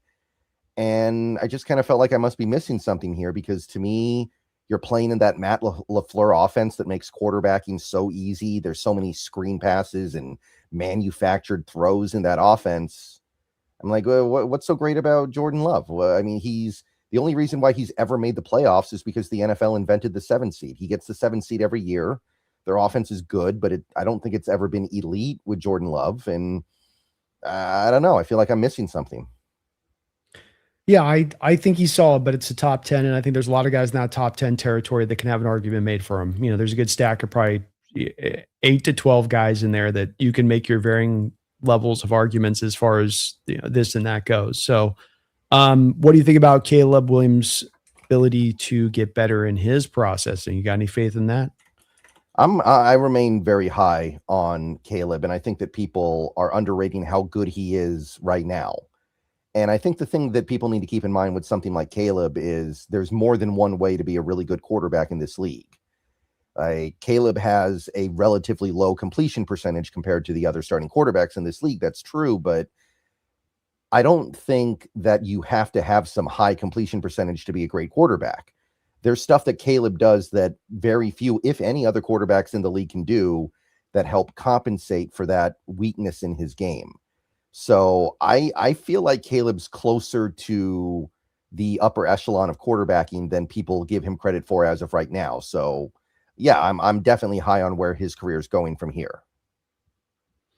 There it is. I like Caleb too. Not sure if the processing is going to come along, but maybe he can get it done with the off script and a strong running game. And I'm not big on the Bears, though. I think they've taken a step back this offseason with some of their approach, personally. Yeah, and, the Kobe thing, he's now out for the season, so they were counting on him, right? Because they lost Kevin Byard, I think? They lost everybody, dude. It's the Byard and Brisker. They lost both. Okay. Yeah, so it's Thieneman's going to be their starting rookie at the free, and then they lose Dahlman to retirement. You got they lost the linebacker Edmonds. He's out now. Who are they paying to lose all these players, by the way, other than it's been what I right. It's why I've noted, it's kind of why I note it. Like DJ Moore gets moved in a trade as well, right? Like I don't understand the Bears approach, because you would have thought they built off of last year to say, okay, that was a great season. We took a step. Ben Johnson's the guy, Caleb's the guy. Hit the booster button. Like I would have thought they would have been at the forefront of moves to try to go after a guy like Max Crosby, for instance. You bring in a Max Crosby, you pair that up with Montez Sweat. That's a whole lot different than Austin Booker. That's a 9-day difference of Boston Booker. And now you can kind of remedy some of the secondary changes you're trying to do as far as less is on their shoulders to hold up now. But they didn't do it, man. They weren't in on any deal. They haven't tried to be aggressive in any way. They just kind of are just kind of holding tight, thinking it's just going to naturally get better. And maybe it does, but their defense doesn't scare me. And maybe Schwartz can or Allen, I think it is, scheme the hell out of that situation out there. But I think that they've kind of taken a step back this year. They'll still be good, but I just don't think this was the year to take the step forward. They would have been one of those teams where it's like you misidentify, like, okay, we're on the ascending point, but we're treating less like we're just entering the ascension point. And when you get to the elite, you got to do a move or two to kick yourself into that territory sometimes. Just don't think they have. Yeah, they need Odunzier to become Larry Fitzgerald this season. A lot on him, man. That's for sure. And I hope so. I love him coming out. And it's been surprising that he's not been able to do more. He's got a foot injury. He's been fighting through at times there. But I also don't know if he's necessarily the greatest of fits with Caleb.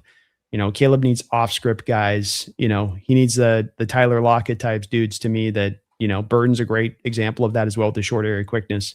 I can break off my initial route, get into the secondary route really quickly, go find an open space for Caleb to throw to.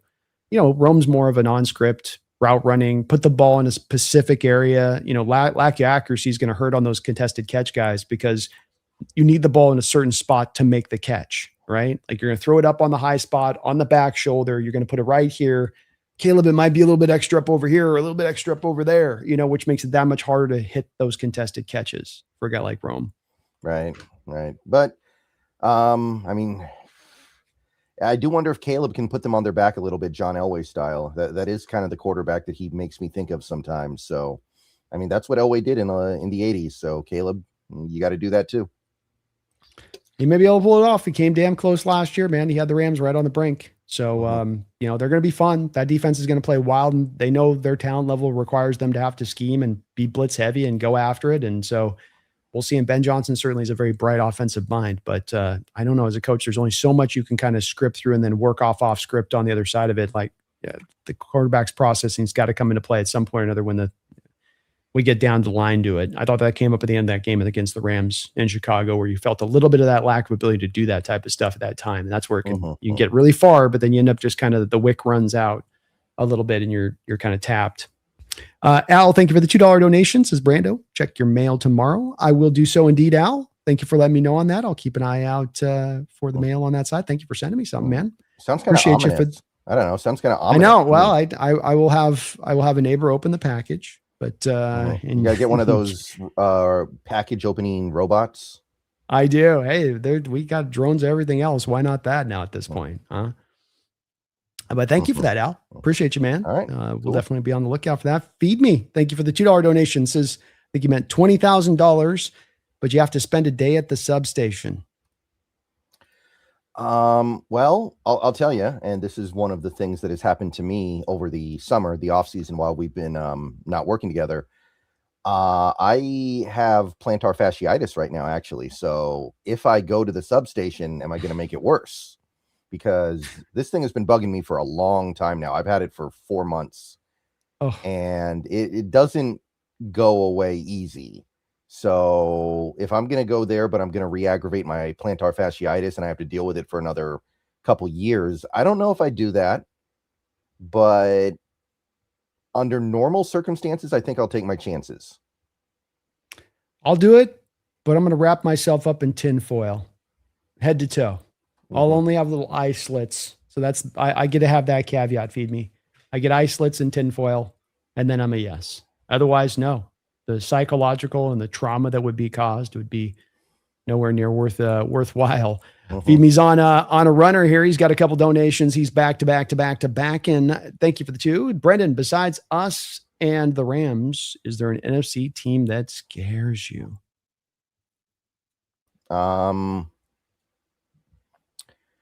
I wouldn't pick them to do anything crazy this year. I'm wondering about that Cowboys team, though, because I think they are going to have a top 3 offense. And if they can fix the defense even a little bit, which you got to be able to do better than you did last year, I think they could be like a very obnoxious team. Like maybe they won't be a team that wins 14 games or anything like that, but they could be a team that surprises you in the playoffs and gets a little bit further than you thought, just because that offense has the ability to go absolutely sicko mode at any given time. Like they could just pick a random game where they run 35 slant routes for George Pickens, and I don't know how you stop that. But in terms of like a team that I think will actually be really good, well-rounded,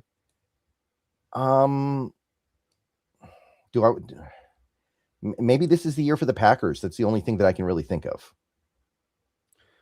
I think those are good teams. Packers always are there where if some things can come together, they're always a potential. and Love's potential's there within it. I do have the Cowboys in the playoffs, Brendan. So I do see, like you, them being a team that's going to be dangerous. I think when it comes down to the team that can be a team capable of being a contender, though, I don't think the Cowboys are a Super Bowl contender. I don't think the Packers are a Super Bowl contender. I think that the Eagles still are a team that can be, if things work right in getting the new system in place for the offense, a team that's still very dangerous at that point. You do lose Brown, but you still put together an offensive line that's still got a lot of talent and guys who played a lot of great football there. Defensively, I think that they got Grenard coming in there now off the edge. That's an improvement over whatever they had last year. I think that this is a team that's probably going to make another move with Roseman. I don't think that they're done. I think that's another team that if you talk about Crosby, like who's the team that if we were in there competing with another team for Crosby services, I think it's going to probably be the Eagles right now. And so they're the team to me that remains one where I think that they're always they're right there as far as I certainly understand somebody saying, look, they're not as strong as they were 2 years ago. Saquon's maybe getting a little bit close to now hitting that cliff thing for a running back. Line's not as good as it was. I get all that. I do. I really do. But I also think there's still a hell of a lot of talent out there. That secondary is really very strong overall. That'd be the one for me. Yeah. Lane Johnson's got 1 foot in a sandpiper housing facility, though. So I don't know. And he's going to lay it all on the line, man. Final season, he's going to put it all on the line. He's going to tape it up and just, it's for the love of the game. This is my last chance. I'll be done after this. And I'm not high on Jalen Hurts. I feel like I just feel like I can't count on him. That's fair. I think it's very fair. Look, there's a lot of questions coming out of Philadelphia facilities this season, and I think it's Roseman that was leaking it. That was kind of already trying to push to the area of getting off of Hurts after this year, potentially even, because I think they're kind of feeling there's some limitations there in what he's able to bring and what he's able to do. And especially some of the stuff you hear about simplified offense and, not running the full measure of the playbook at times. That's something with a quarterback that's been in the league this many years and had his success. You shouldn't expect that's something that you're hearing. Right. Femi, thank you for another $2 donation. Says, what's your guys' opinion on the Jaden Daniels situation? Pretty dumb. Pretty dumb. I mean, he didn't win anything at LSU. I don't know why he thinks he should be some LSU legend when he didn't. It's not like he won a national title for them or even got them to that game. He was an individually really good player, and he didn't have like some super long LSU career, did he? Like, it's not like he had a bunch of years of elite play. He had the 1 year that kind of launched. Yeah. He had 1 year for LSU that launched him into the stratosphere. Like, I don't think you should get your number retired for that. Like, we haven't retired Russell Wilson's number, and he gave us 10 good years and a Super Bowl. And I know college football is different, but even if you're trying to make an apples to apples comparison there, I don't even think Joe Burrow's had his number retired by LSU, and he did way more. He did. I guess he did. That's what's got Jaden all pissed off, is because what you did for Joe, do Jaden. Well, I mean, Burrow did way more for LSU than Jaden did. It's not even it's a complete false equivalency. So I don't really know what to say about it, but it's not good. It's not what he needs to be thinking about right now, too, by the way. Yeah, it's a good point. That's maybe the most important point, the final one you made, beyond some good points all the way around on that situation. This is where I talk about wanting a quarterback that's a nerd, that's just all about ball. That's Sam Darnold. This is why I want that type of guy. It's very easy to get distracted with all of the attention, with all of the media stuff, with your ego able to just grow with time. And this just speaks of ego and reeks of ego. To Bren's point, Burrow won the championship there. Jaden didn't. And Burrow, was the number 1 overall pick on the back of him doing, but like what he did at LSU alone. And look, there's a lot of guys that helped him there, but there's a lot of guys that helped Jaden Daniels out as well. He had Brian Thomas and Malik Neighbors as his receiving core, for the love of goodness. Like, he had plenty of help. So like, I love Jaden at LSU, is a great player, but this is a silly situation on his part, and runs so counter to what these players typically operate in when they look at their alma mater, where it's nothing but reverence for their alma mater and thankful for their time there. And like, just don't quite understand it on that way. And I don't like it. It's got some diva tones to it, man. And I don't like a diva quarterback. Anybody that knows me knows I hate diva quarterbacks, man. Yeah. So 2023 LSU went 10-3, finished 18th, did not make the playoff. 2022, they finished 10-4, were 20th, did not make the playoff. So they never even made the playoff with Jaden. And granted, back then it was a lot harder to make the playoff, but they wouldn't have even made the playoff in an expanded playoff because they didn't finish in the top 12. So Not with 4 losses. It's just weird. It's a weird deal. Come on, Jaden. Be worried about bouncing back after a poor second sophomore slump season and the injuries you got to get around. Be worried about your blind side with Laramie Tunzel out for most of the season. Oof. Yeah, and that's another good point. And one of those games you spoke to Carolina. We've had some of the games already set up for us, and some of these games ahead of time the teams will be playing where it's going to be made a little bit easier. But like Washington, when you play them, they won't have Tunsil. No left tackle there that week game. Carolina with Scorden going down, and they've had a couple different guys bounce out. Be helpful. Yeah, we got to check that out. For it. Yeah, we got to check out Carolina for some substations because they had the worst start to camp of any team. It's been brutal, man. You just go, boy, what's happening? Sometimes it's your number, and it's this time of year every day. Brendan, you always kind of hold your breath when you're watching The Wire because you just know sometimes stuff can fall like dominoes. And here's one today, here's another one tomorrow. Look at the Niners situation where they've got like 25 guys not practicing or something like that. You know, they don't even know if they're going to be able to field the team for I was joking the other day on the round table, they're going to have to do 2-way in the game for the preseason games because they're getting down so light on some of these guys. So it's sometimes your number and you don't want it to be so when it is. But yeah, Carolina's looking like they're in kind of some tough shape right now as far as that goes. Xavier Legette, I think, down for the year. Yeah. Mitchell Evans went down the other day. Yeah, it's not good. It's not good. Sandman with the $5 donation over on your side. Thank you for that, Sandman. Is Sam Darnold a top 15 quarterback or even top 10 quarterback this year? A lot of people seem to be even ruling him out of the top 15. #go. I think Darnold is a top 10 quarterback, but I got to say, I might be the only one who thinks that. If you look at these ranking lists that pop up all over the internet, like I've seen amateur ones, professional ones, nobody is giving it to Darnold right now. And look, there's a lot of guys in that 8 to 12 range that you could slot in at random spots. Like once you get past the top 5, and pretty much everybody's top 5 is Mahomes, Allen, Jackson, Burrow, Stafford in some order, it gets really tough once you get past that top 5. Like you've got Drake May, you've got Justin Herbert, you've got Brock Purdy, you've got Jordan Love, Baker Mayfield, Sam Darnold. Some people would say Jaden Daniels. I think most people have cooled off on him for the moment, but some people would still elevate him to that point. You've got a lot of quarterbacks in that range that all feel like they get crammed into the same basic area. And it seems like a lot of people leave Darnold off, which, I mean, to me, my thing is he's done it 2 years in a row now on 2 different teams. Like this isn't a Brock Purdy situation where, yeah, he's keeps playing good, but he's always been with Shanahan. Like this guy went from one team to a completely different team and kept up the level of play for the most part. So I would put him in the top 10, but I might be the only one who does right now. Yeah, I would put him, Sandman, into the top 8. 8 would be about the spot I think I ended up landing at when I tried to draw this list out and look over the guys that are there. I think there's a lot of variance. I think Brendan touches on this well, where it's more about tiers than it is a list, because when you parse between 0 to 5, it's very close with all those guys as far as who's the true separator. And you can make an argument for each of those guys probably into that top 4 or 5-ish territory of having number 1. I think when you get into sort of 6 to 13-ish, you're into more of your next tier. And then again, we come back to the same thing with the top 5, where it's like strong arguments to be made for all these guys there. I think with Sam, Brendan touched upon it. One thing that cannot be overlooked is the first quarterback in NFL history went 14 games at 2 different teams like that. It's 2 different spots you're doing it in. It's coming into Seattle in your very first year in the program and ascending to those heights. Yes, you have a supporting cast around you. Yes, you have help around you. But it was not a team that was winning 13, 14 games prior to you walking in there. Minnesota wasn't winning 13, 14 games prior to what you did with them, and they weren't winning 14 games after you left. In fact, the integral part of you leaving, the empty space, the hole, is the very thing that causes Minnesota fall on their face last year. These are all indicators about where Sam's value lies and the type of quarterback he truly is.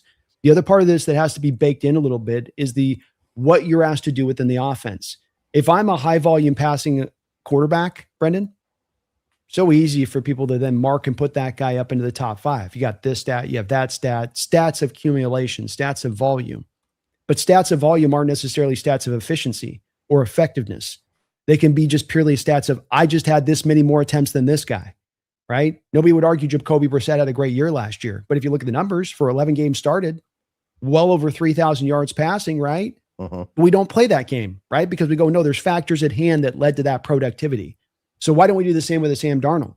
A guy that last year, the Seattle was 29th in the NFL in passing attempts. The market opportunities were not in place to be able to have him go out there and shine, statistically speaking. But yet, effectively, efficiently, 8.5 yard average per attempt in a West Coast offense, Brendan, which is supposed to be about dink and dunks, and you just drop the ball in the guy's hands and let him go after it. Like there's a 68% completion percentage. And I like, that's the part that's got to be baked into this a bit, I think. And people don't like to do this. People like to look more just on the sheer, I tend to find this in the NFL where there's no look at sort of efficiency factor. I know EPA stuff will look at this a little bit, but people still haven't gotten onto that yet, have they? It still is a little bit looked at as this sort of old school outlook on the position. Yeah, and it goes back to what I was saying about Caleb Williams. There's more than one way to be a good quarterback in this league. You can be a great quarterback with a lower than average completion percentage like Caleb.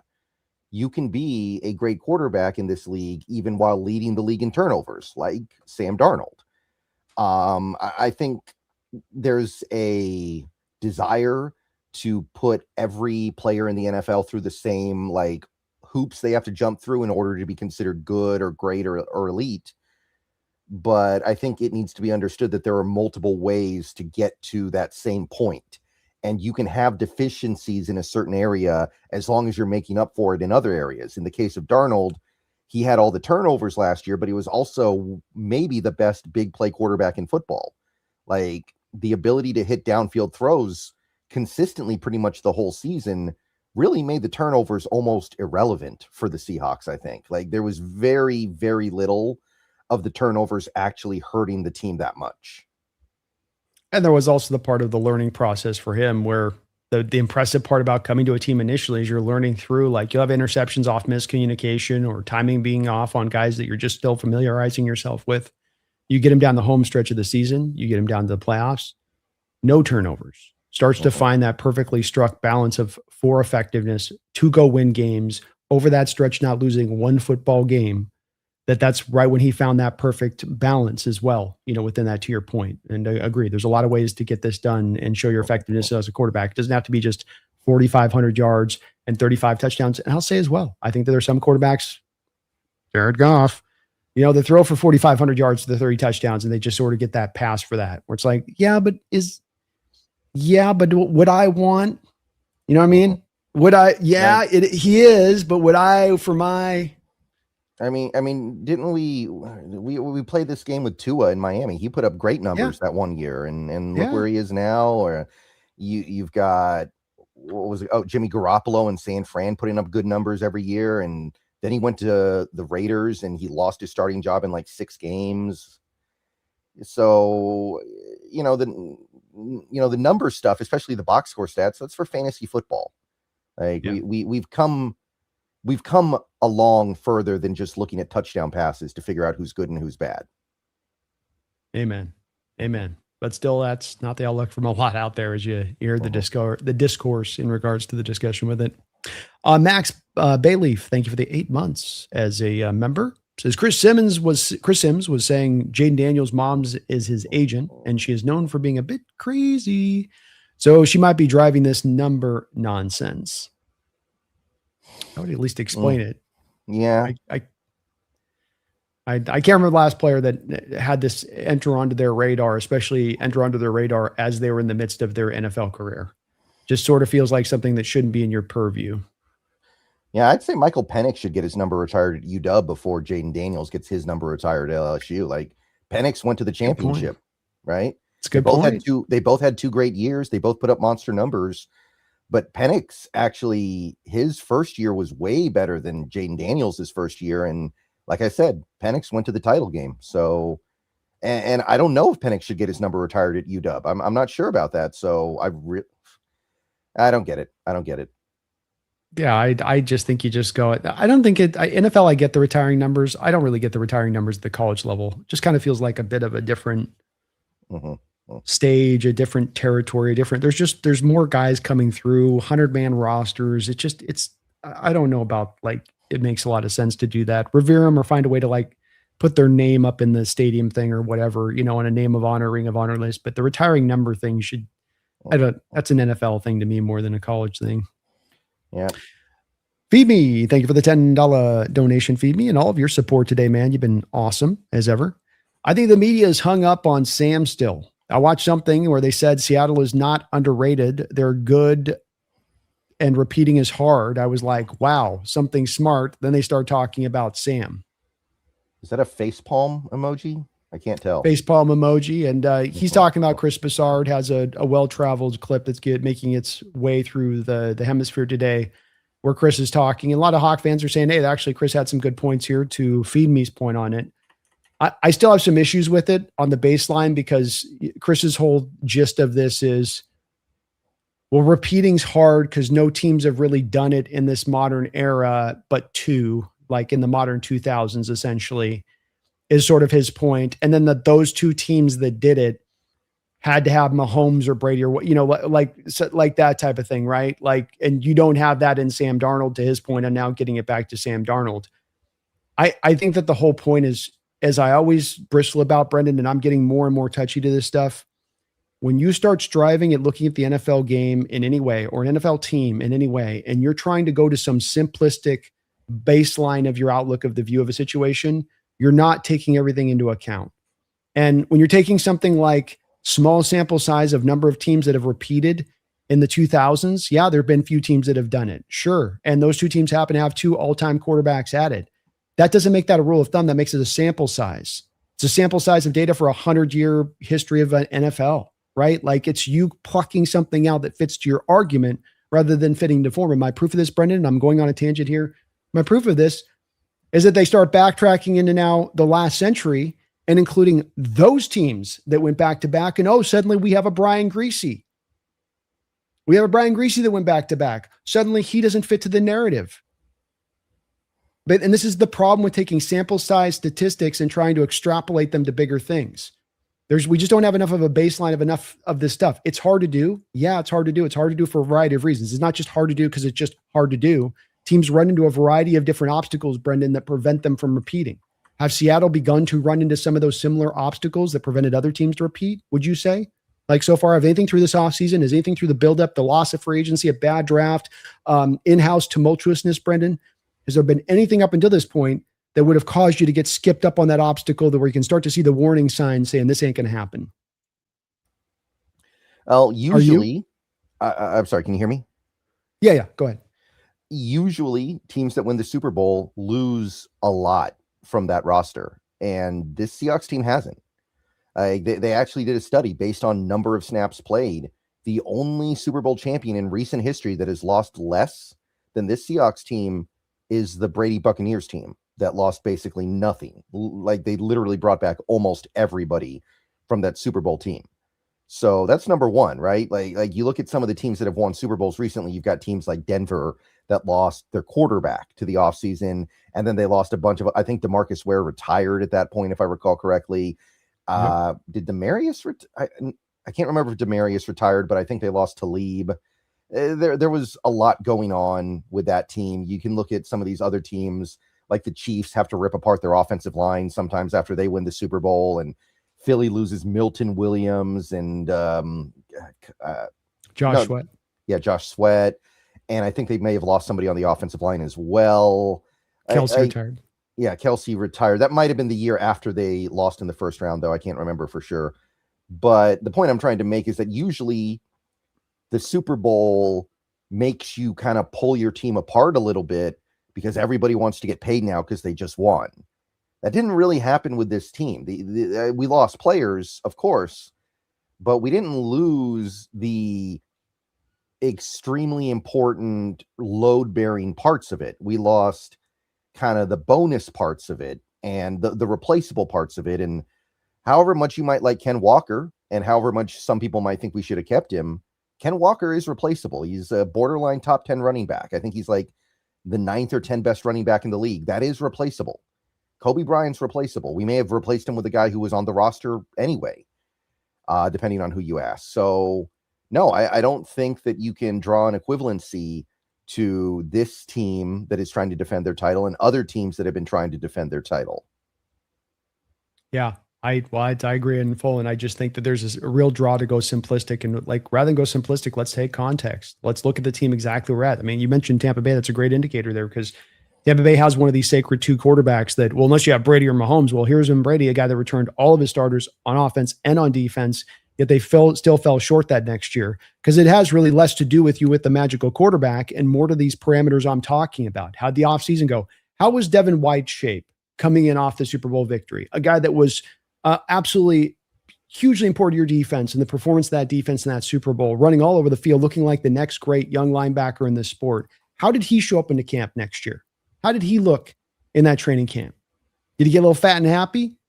Was there a couple players there that kind of felt themselves? And could you start to feel some of those indications in training camp? Like I'm talking about these obstacles. You would have seen some of those obstacles and felt some of those obstacles from Tampa Bay's camp as you were kind of getting closer to the season. And we're not feeling that from the Seattle team. To all the points you made about the offseason and the losses and the gains, where you stand now cap space wise, where you stand with your contracts.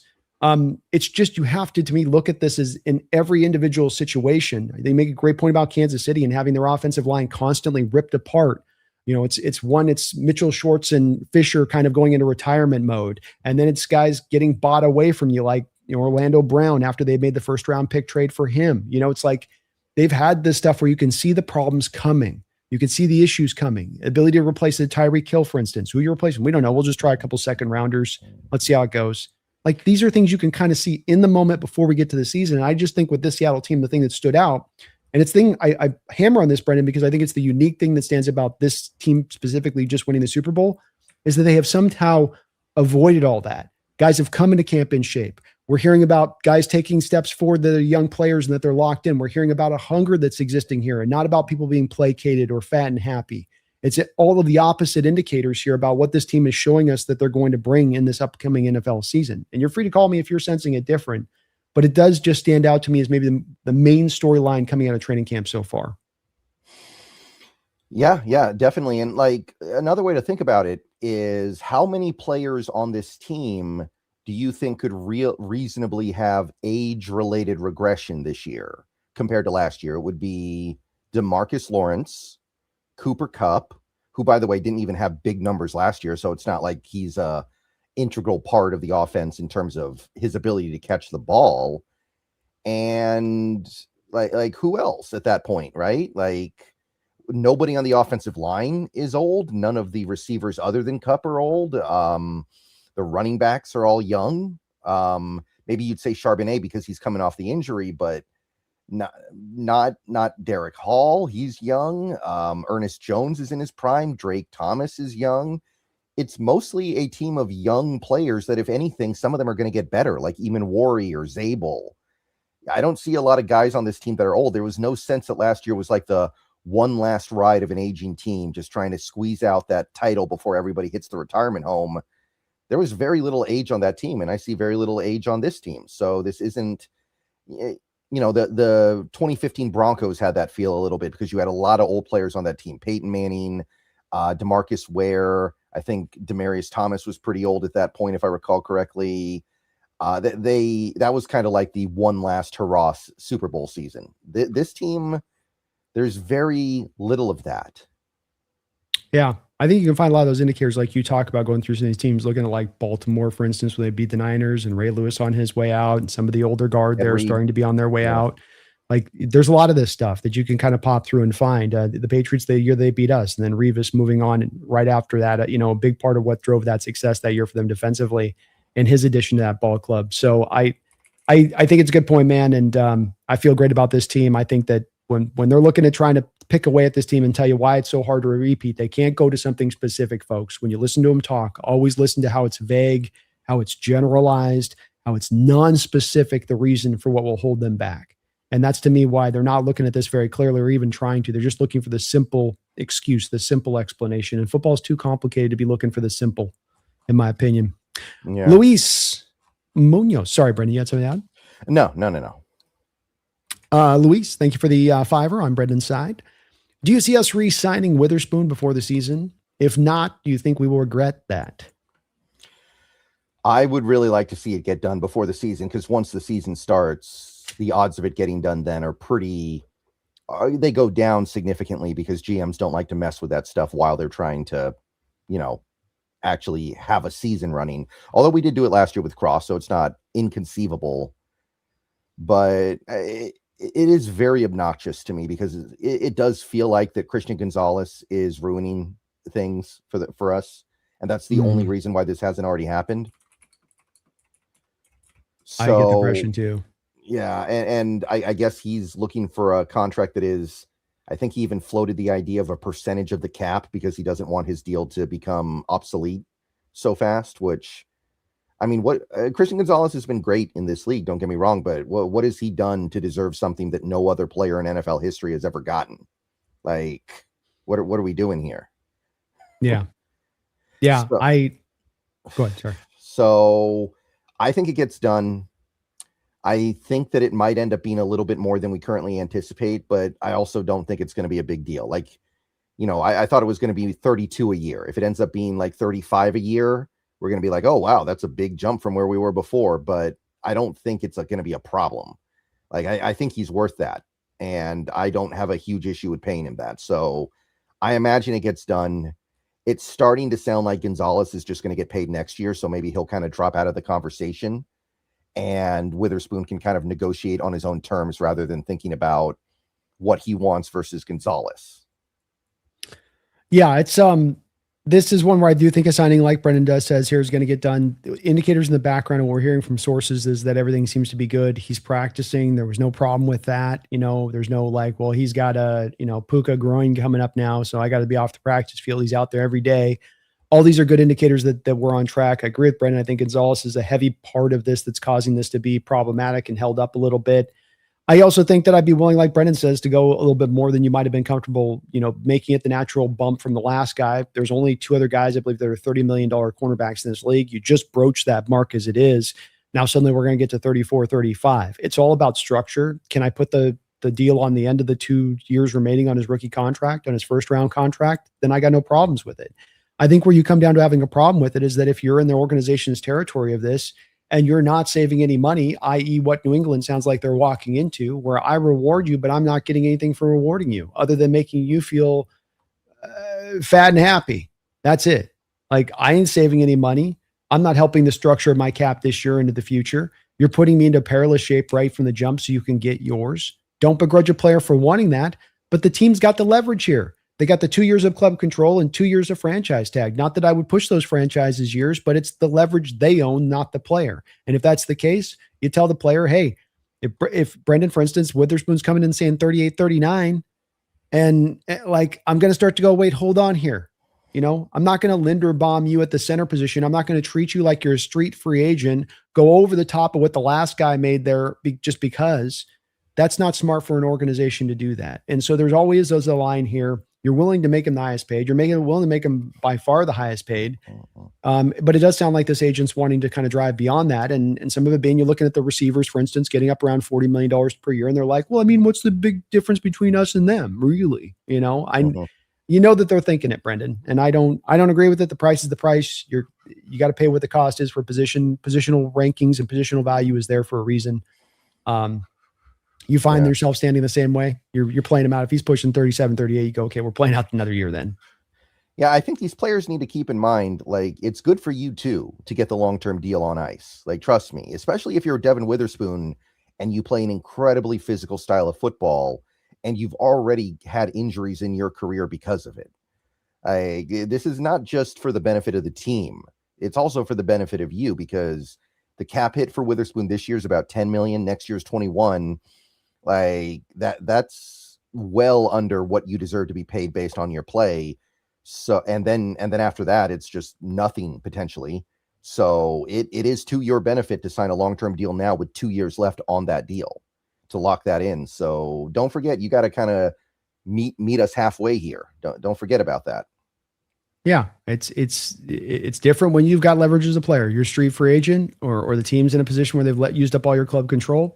You can be in a position to now hardline it, but when you're not, this is the nature of the beast. You just don't get to be in that position to do so, especially when you put so much into the bonus and guarantees on your rookie deal and holding out, which I just can't help but think partially makes this a little bit harder to get the second deal done, because now we still got bonus money left on your deal right now that we're still paying out. And now we're going to put new bonus money on top of that. it does get tough on this one just a little bit. Banker, thank you for the $2 donation. Your defensive MVP Mafe left. The sky is falling, and he's of course tongue in cheek saying that. Thank you for the donation, Banker. And yeah, it is a place where they've had to go to, where it's the first time I've ever seen in NFL history, pundits and analysts and experts point to a guy that had 2 sacks for you for a whole regular season as being a somewhat of a monumental loss to the team. Pro Football Focus did their ranking list of the best edge rushers in football, and Boye Mafe was actually on that list. He was like 23rd or 24th, which I was like, that's news to me. I watched every Seahawks game last year. I did not come away thinking that he was one of the 25 best edge rushers in football. I wouldn't have either, man. I mean, you had 18 guys with 10 sacks or more last year. I'm not all those edge rushers, of course, but a lot of them are. Mafe was a good player, and I'm glad he got paid, and I'm glad we're getting the compensatory pick back the other side of it. But he didn't take the step forward in his game. There's a guy this happens to certain guys where it's just like the game kind of is where it is. And I don't think he's the best fit for this defense either. I don't think that working off that wide extra width as the wide 10 essentially, and I don't think that was his best kind of fitting, and that probably neutralized some of his productivity. But yeah, it's wild to watch people kind of point to that as this huge miserable loss, especially with Fowler brought in house, where it's like at the very least you'd look at that if you're any kind of expert and go tit for tat, apple for apple. I mean, it's basically going to give you the same thing. Yeah, I could understand saying that we're going to miss Walker or we're going to miss Woolen even, but missing Mafe, like there were games near the end of the season last year where he was barely playing because there just wasn't any real impact from him. Yeah. No, I felt the same way. He went quiet in a lot of games, and it wasn't consistent pass rush that you were getting from that guy. There's some games he turned it on, some games you could kind of feel a little bit more from him, but a lot of games where he was very quiet when he was out there, and he got a lot of opportunities because I think he was the one guy that wasn't really, Chenna coming back from his injury last year, and Hall having his injury situation with the oblique mid-year last year, and even DeMarcus Lawrence, I think, having a game or two in there that he had kind of missed. Yeah, so he had plenty of chances there, plenty of rips to get after it last year and put more productivity up. Absolutely. So, yeah. Upo with a $10 donation over on Brendan's side. Thank you for that, Upo. Hey, guys. Always love good Seahawks talk. Need more debates. I would give Witherspoon a blank check and pay him anything he wants. I don't think people really get his role in this defense. There is one thing in this comment that I definitely want to hammer because I see some people who seem to believe that Witherspoon is replaceable because he only has 2 career interceptions. That's not how it works. Witherspoon might be the most irreplaceable player on this team other than Byron Murphy. You got to understand that, yeah, you could find other corners that can get 2 interceptions over a 3-year period, but you're not going to find any corners that do what Witherspoon does in the run game and as a run supporter and just as a tackler. Like that is something that you very rarely find in this league. And the idea that just because he doesn't get picks or doesn't make a lot of plays on the ball, or he fell down a couple times in the NFC title game, that means that he's not that good of a player. I don't want to see this defense without Devin Witherspoon. I think that would be an ugly sight. Yeah, I do as well. You're not to the blank check place of it though. Yeah, that is another element to it here. Like, some people might say, well, aren't he and JSN the same? And I don't think so. Witherspoon missed 5 games last year. Witherspoon had games that were not so good, like the NFC Championship game. As much as he did make the 2 big plays at the end, he also gave up a lot in that game. He got burned a lot. And whereas JSN was bringing it almost every single week, except for the weeks where we didn't throw the ball because we were up by so much. And I think if you're putting those 2 players next to each other, JSN has done more and deserved more. He deserved the blank check, and we kind of gave him the blank check. I do agree with you though that I'm not at a blank check place with Witherspoon right now. But yeah, I don't think he's replaceable the way that some people seem to be intimating. I would agree with you on the replaceability, that we're not just going to turn around and find some guy that you can just bang right in there if you're moving him on. I do agree with you, Upo, and that, this is a tremendously unique player, and the value he provides, like Brennan also said, where you got to get beyond just looking at just interceptions with him. And he's a tape guy. You turn on the all 22 on defense. He is everywhere. You feel his presence. There's no doubt about it. He's a absolutely top end, one of the best corners, if not the best corner in the sport, for all that value he brings. As an organization, sorry, go ahead. He may not be the best corner, but I think he's the most irreplaceable corner. Like, you couldn't replace him with Surtain. Surtain might be better, but Surtain's not doing what Witherspoon does.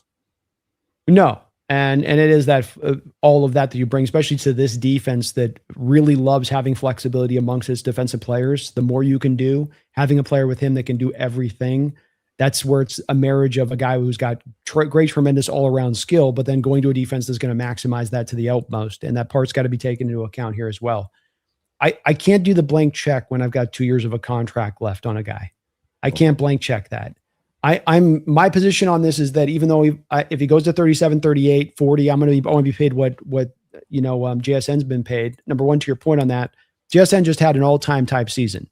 For an offense that was 29th in passing attempts, he almost set an NFL record for receiving yards. Like, that's significant.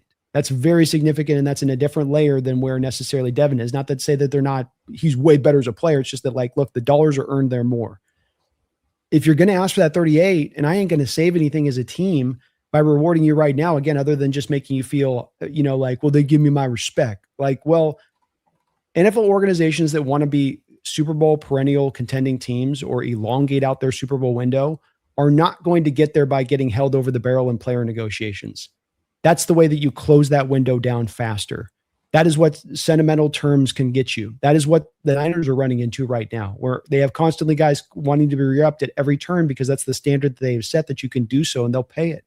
And the problem is that you do this with him, and then the guy behind him is going to want the guy behind him, and then now you're in financial peril in your cap situation. So I think you're willing to make the guy the highest paid corner in the sport. You're willing to reward him 2 years early. You're willing to make him the highest paid corner in the sport 2 years early, well above what the last guy got. The industry standard here is $500,000, right, Brendan? I get to be the highest paid guy. I'm the next guy up. $500,000 to $800,000 is the bump that I can expect. We're going to throw you a $2 to $3 million bump per year, higher than the next guy got paid 2 years early. And you're still going to come back to us and say that's not good enough respect. That's, to me, where the team's on firm good standing to say, no, we've gone above and beyond on this to satiate you here. You're being a little bit over the top, and we're going to make you wait. And then I come back next year and I'll give him the $38 million. And guess what? That's where I start to save the money now, because now I can structure the deal better out, and like the cost didn't change. It was going to cost me 38 now. It's going to cost me 38. At least that $5 million of bonus that he's got on his books this year bleeds off, and that's off for next year. So I can start it from one last year of the contract that's all base salary essentially in the fifth year. So I think that's where the line on this has got to be drawn. I think John's drawn it, and we'll see if Spoon kind of can come to that middle ground on this a little bit. I mean, they're giving him a lot on that if that's the offer that they're giving, which I expect is probably it. I think you're right, Brendan, that it is a couple million over what McDuffie at $31 million got offered. At 33, 34, 35, we're giving you a significant bump at that point. That's no small, just little. Oop. Yeah. I hope Denzel Ward didn't photobomb us here, because I was thinking about that, because he, reset the record or whatever. And I was wondering to myself, I hope Spoon doesn't look at that and start getting ideas. Well, the thing that I looked at it though, when I was looking at that, everything was fitting. Sorry, 1 second here. I wanted to look at it really quick, Brendan, but everything was fitting on the last three contracts being, you've got McDuffie, you've got Ahmad Gardner, McDuffie, and then you've got Denzel, right? Those are the last three big contracts. Those are the only guys that have cleared $30 million as far as their average hit goes. Are we not calling him Sauce anymore? Is he Ahmad now? Like, are we taking the sauce away? You don't get a nickname. You don't get a nickname when you're not good enough. I'm sorry. Yeah. I like it. I like it. He's Ahmad now. I like it. So Derek Stingley, $30 million. Next guy to get paid, Ahmad Gardner, 30.1. So $100,000 bump over what Stingley got paid. McDuffie, $31 million. So a $900,000 bump over what Ahmad got paid last year mid-year. Now, Denzel Ward, 31.1. $100,000 over the top of what McDuffie got. So now we're looking at this stack, right? 100,000, 900,000, 100,000, 900,000. And now Witherspoon should be 7 million more, 8 million more. Yeah. I mean, my fear was just that he would look at that and go, wait a minute, I'm way better than Denzel Ward at this point, especially with Denzel's concussion issues. And the last 2 years, his coverage numbers has been down. Like, By the way, I don't know why did Cleveland do that? He had 2 years left on his deal. The Browns are going to suck this year. Because Like, their cap situations in the outhouse. yeah, They've leveraged the hell out of everything. They've stretched the Watson contract to the nines.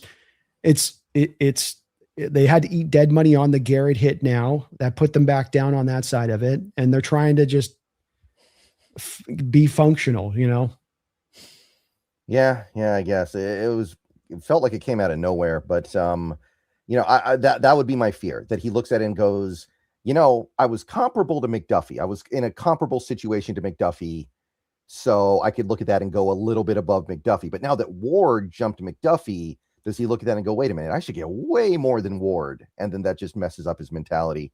So I hope that's not the case, but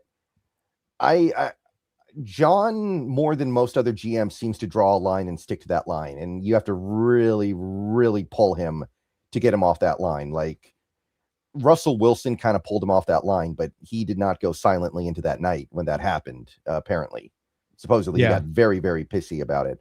So I would not expect that Schneider would be willing to bend very much on this. And ultimately, I think Witherspoon, knowing how he plays football, is eventually going to meet in the middle somewhere, because it is. I think that it is still going to be a significant bump from where we are right now in the market. I think it will be 33, 34 million a year, because that is the value that he brings to the team. But like you said, and like I said earlier, he's not at the JSN level. JSN has played every game so far in his NFL career. He has not missed a game yet.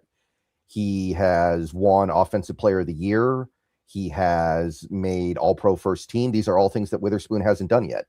As good as Witherspoon is, he hasn't done those things yet. So I don't think you can say that he's equivalent to a JSN in terms of where his negotiating power should be right now. Agreed. Yeah, I don't either. I think there's a real happy middle ground to be had here, where everybody comes out of this, himself included, feeling like, all right, I got the right end on this, but we'll see. I expect it to get done here sooner than later. Roy Froelich, thank you for the $10 donation on Brennan's side. That's very kind of you, man. B&B show's back, baby. Let the games begin. Absolutely. And we will be every week, folks, Thursday, 12 o'clock Pacific Standard Time. Over here going live for you guys on this, previewing these upcoming games for the NFL season. We'll be doing some move around shows this year too, Brendan, because we've got some weird timing with all of the primetime games and Wednesday games and Christmas games. So yeah, subject to change on that one. But every week, at least once a week here. Yeah. And if something big happens, maybe we'll do an unplanned show. Like if there is a big trade at some point, we might do a show just for that. But yep, we're back for another year. This is year number 6. That's right, man. That's right. Time flies. We're having fun on that. But thank you for that, Roy. Looking forward to this year with Brendan, and hopefully going back to back, man. That'd be another great year to be able to follow doing this coverage with you on that. Feed Me, thank you for the $2 donation. Says Jaden Daniels posted, I don't think he is pushing the story. So it's the agent / mom, not the player. Well, I mean, Mom, stop pissing on my alma mater, Mom. God. I mean, Jaden's a grown man. He should be able to be like, wait a minute here. I got to do what's best for me in this circumstance. So hopefully that's true. Hopefully he's not making a big deal out of something that isn't worth making a big deal out of. The memes are great, though. Well, the memes have been phenomenal all day.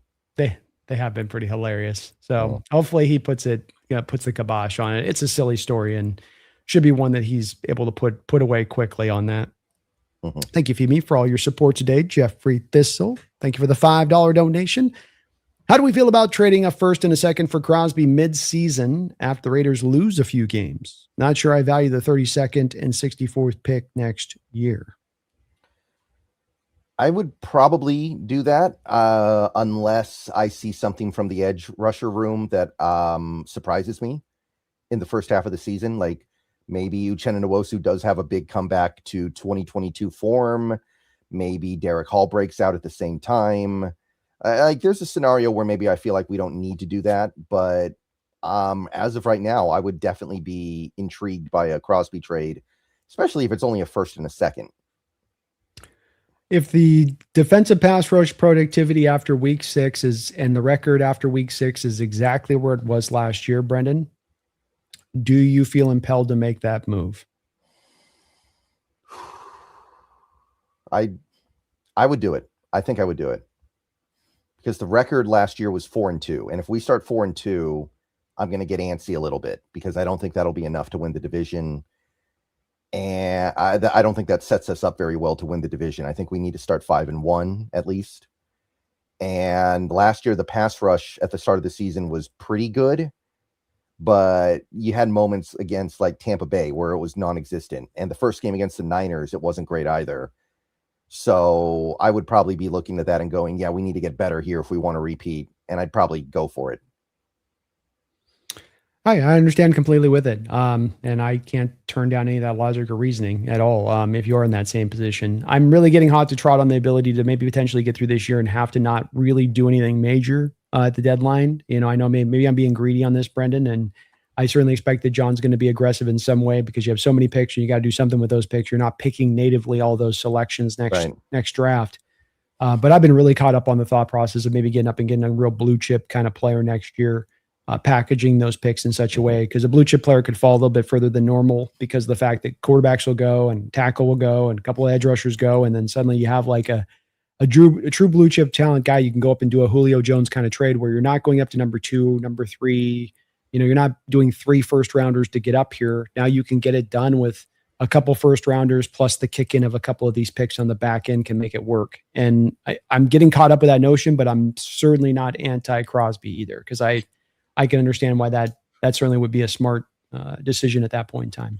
Yeah, I would say one or the other. If you don't get Crosby, then I want to plan for a big swing in the 27 draft to go up to get like a Colin Simmons or I don't know if we'll need a receiver, but a Jeremiah Smith or, one of those super blue chippers that could just propel you into the next decade, like a Julio Jones. That's the example you use. And I would want to do one or the other because we got too many picks and our roster's too good to where those picks will even have a chance to make the team. So let's convert some of those picks into better players.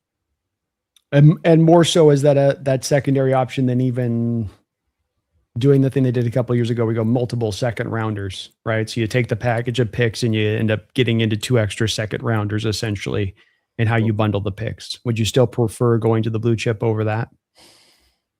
Yeah, I think so because it's one of the only ways you're going to get a blue chipper because we're a little too good and a little too well run right now to ever get that pick natively. So if you want to pick in the top 10 at some point in the next decade, you're probably going to have to do something like that. And that's something that I want to feel again. It's not something that I've gotten to feel very much as a Seahawks fan over the last 3 decades. Yeah, I'm with you, man. It'd be very exciting, especially because it kind of injects in the roster with a bit of that youth, like O'Reilly Mills does, like these roads that you got this roster already made, but you're already now putting some youthful guys that actually have some real upside to them. They realize that upside with the roster where it's at, where that takes you, how long that can kind of carve out your Super Bowl run or your window.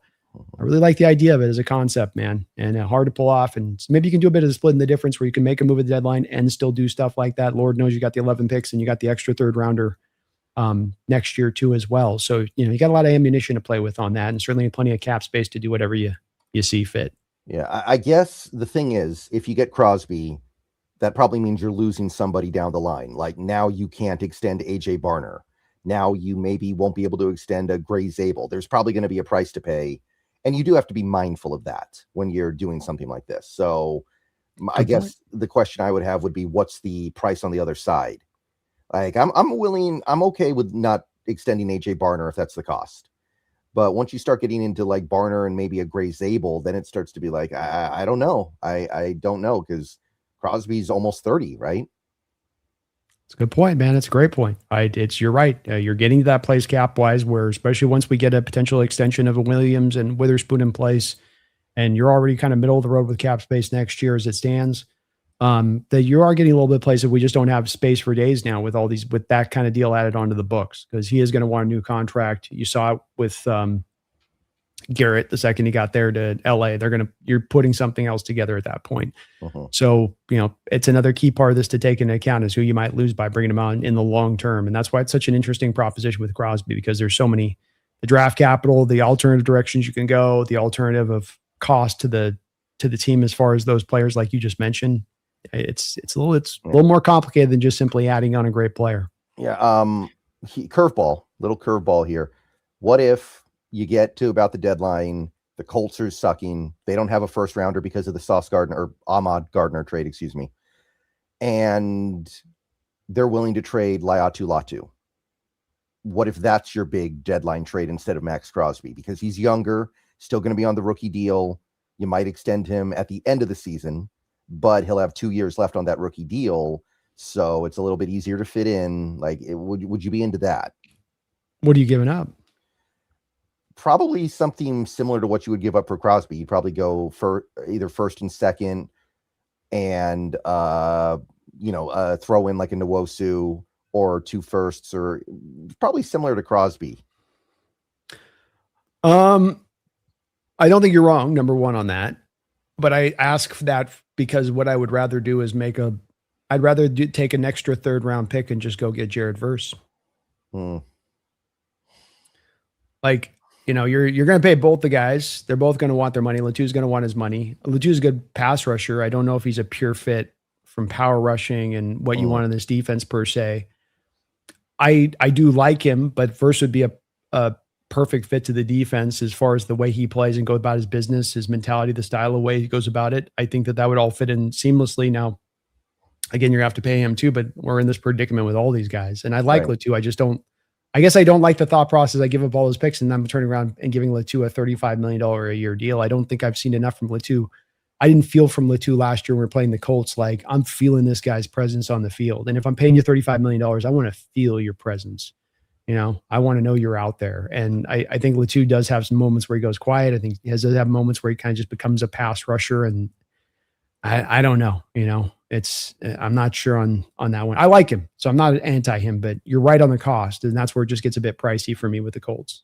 The appeal would just be he's younger than Crosby. So you could look at him as like a long-term building block of a Super Bowl championship team. Whereas Crosby would be kind of like, you got a couple years and then we'll see, especially with his knee issues already kind of starting to make you wonder.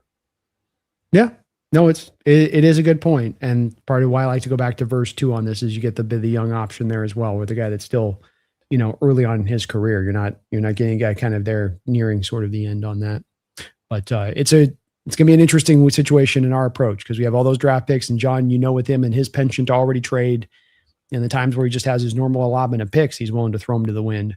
When he's got the extras, it's burning a hole in his wallet right now, Brendan, to do something at some point here. You know what I mean? Yeah. And, maybe it ends up being like you trade a 6th rounder for Kayvon Thibodeau and the Giants pay most of his salary, and maybe you'd still get an impact from that. Like, if you wait till the deadline and the Giants suck, they might give them away, and you could end up getting a decent impact for giving up almost nothing. Like, we could still end up going that way instead. So I'm going to keep an open mind on that. Agreed. I mean, look, we got Rashid Shaheed essentially for peanuts at the end of the day last year when you really consider the draft picks and where those positions were for those draft picks at the end of the day, where it's essentially a 5th and a 6th almost, with how it's situated. HHG, personally, I don't like us playing on Christmas. Thank you for all your support today, HHG. I'm also not a big fan of NFL expanding into Christmas. Yeah, they're trying. Pretty soon they're going to have games every day, and I just don't see it as necessary. I don't understand it. Like, no, I think they should be trying to expand differently. Like, they should go to an 18-game season and then give every team 2 bye weeks to stretch the season out a little bit more. And maybe get rid of one of the preseason games as well. I don't know, but the expansion of games in that manner has kind of become a little bit annoying to me. Yeah, but I do think there are things they can do to monopolize more time during the season that would be good. Yep, I agree with you, man. They're getting a little bit greedy on this, and there's other ways of doing this. I like having a couple of days off during the week to kind of discuss what's happened, go back and rewatch other games that you can catch during Sunday. It's a little bit much right now, but the NFL's going this direction. What are you going to do, man? Yeah. Jeffrey Thistle, thank you for the $2 donation. What would Nicky Manwari need to do to win Defensive Player of the Year, Brendan? I think he'd have to be like the super Swiss Army knife, where you have a bunch of interceptions and a bunch of sacks and a bunch of tackles. Like, who was the last safety to win Defensive Player of the Year? It was Troy Polamalu, I think. No, the guy you're thinking of Woodson. Yeah, well, Charles Woodson had a defensive player of the year with the Packers, and he was playing as a slot for them mainly that season. Right. Yeah. Charles Woodson would be another good example. Polamalu. I'm trying to think of another safety that won it in recent memory, and I can't think of one off the top of my head. But I would say that he would need the sack leader to not have a dominant season. It would have to be like one of those years where Trey Hendrickson leads the league in sacks, but it's like 16 and he's not really that great, so nobody gets that excited about him. Because if somebody like Myles Garrett has 25 sacks, the race is over. Like it's obviously going to be that guy. So you would need a year like that, and then you would just need to be the ultimate Swiss Army knife from the slot, which I think he can do it. I don't know if he'll do it this year, but I think if you have like 5 interceptions and 6 sacks and force 3 or 4 fumbles in a weaker year, that would do it. Yeah, I would take those factors at hand to give you perspective, Jeffrey, on the season Charles Woodson had. He had 9 interceptions in 2009, 9 interceptions. He had 74 tackles, 2 sacks, 4 forced fumbles. 3 of those interceptions were returned for touchdowns. So a pretty over-the-top type season for a guy operating in the one guy that we have that's won the DPOY. You got to put a tremendous year together. 5 interceptions and 2 sacks and a bunch of bundles of tackles and good coverage ain't going to get it done. It's going to require you to put up sparkling stats, and some of this has to do with the prejudicial nature of the fact that the defensive player of the year leans towards the guys that get sacks.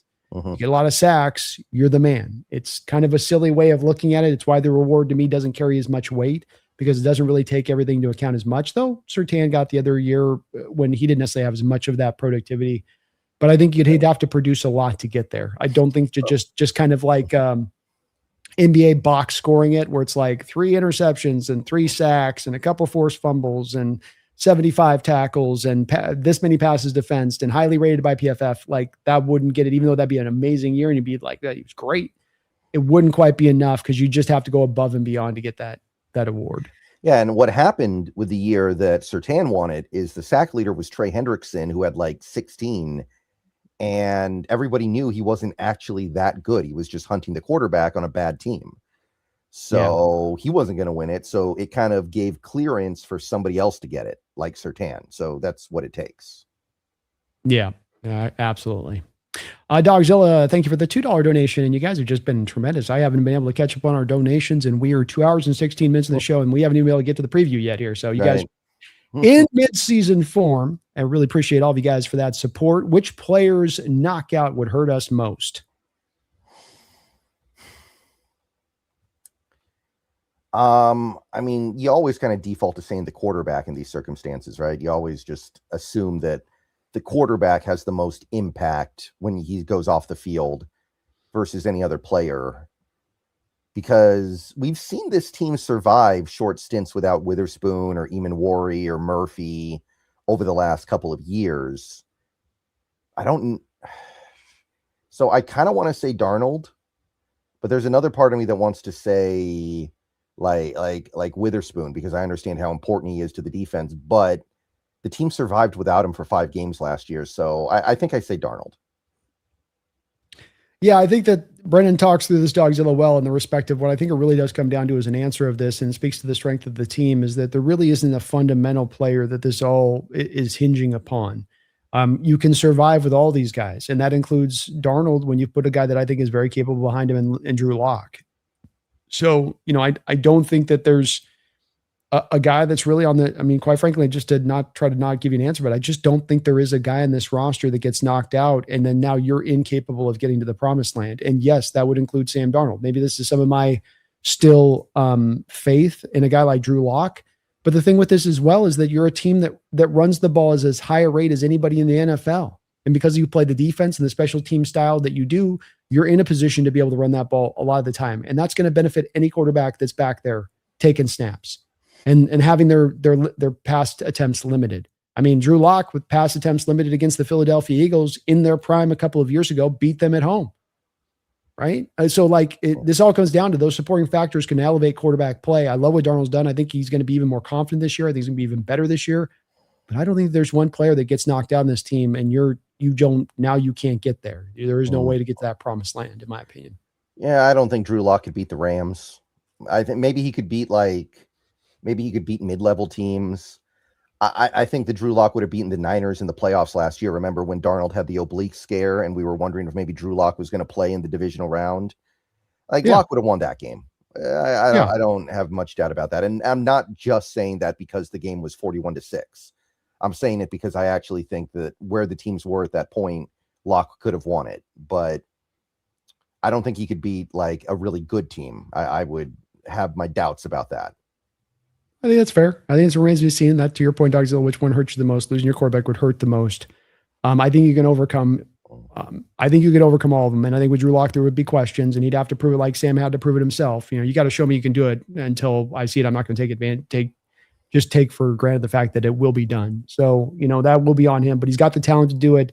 And Drew Lock, at this point, if he came into starting lineup right now, would have by far the best situation he was walking into than he's ever had in his entire career in any of the opportunities that he's been given to start. And he's been given a lot of bad places to start in the times that he has started, bad situations in times he started. So, we'll see with that on that, but I might have a little more, faith on Drew. Yeah. Jay Melfair, go ahead, man. No, I was just going to say real quick, it is worth noting that Darnold did not play well in the Super Bowl last year, really, and we won by 16 points. So there is some reason to believe that a Drew Lock level quarterback could still win big games. Yeah. Amen. Jay Melfair, thank you for the $2 donation. What's considered a great season for Riley Mills? 6 sacks. I think that's probably the main thing I'm thinking about, because I think he's mostly going to be a passing down player because he is undersized. Something like that. Yeah, I think and for me, beyond just the statistical drive of this Jay Melfair, it's that to have a great season for him is I see him as a guy that can develop into a Zach Allen type player for the Denver Broncos. I think that he's got a lot of that to his game. And so I want to see a guy that starts to develop into that guy in a consistency standpoint when he's on the field. He's always going to be in the rotation this year unless there's injury. He's not going to get the market opportunity to go out there and set the world on fire because of how stacked up you are. But can he show that type of player when he is out there in his effectiveness? Can the waves situation you're trying to drive as a team, where it's waves of pass rushers, we go to the second group, we don't miss a beat. Like I go from Leonard Williams to Riley Mills, and you're going to feel the same pressure rate. You're going to still feel that problem that he's in on the inside. You're not going to get to catch your breath. That's what I want to see from him. And if he's doing that, even if it's on somewhat of a limited snap basis, because he is going to be a lot of times the fourth defensive tackle in this rotation, that for me would be an outstanding spot of saying then he's on his way to being to that great point. And you're going to know when you feel it, much like you felt it in that bull rush in the Super Bowl. It's like, whoa, a guy that's a, day 3 guy that's just coming off an ACL, that's probably just a fringe NFL player, probably doesn't make that kind of play in the Super Bowl. It speaks to, and we saw more flashes of it beyond that through last year in the little small sample size of snaps we got from him. But that would be a great year to me if he can start to show that kind of player on the field consistently to what I think he can be. And I think he's got a lot of upside to him. So to get to that great side, I've got a pretty high mark he's got to hit there, Brendan.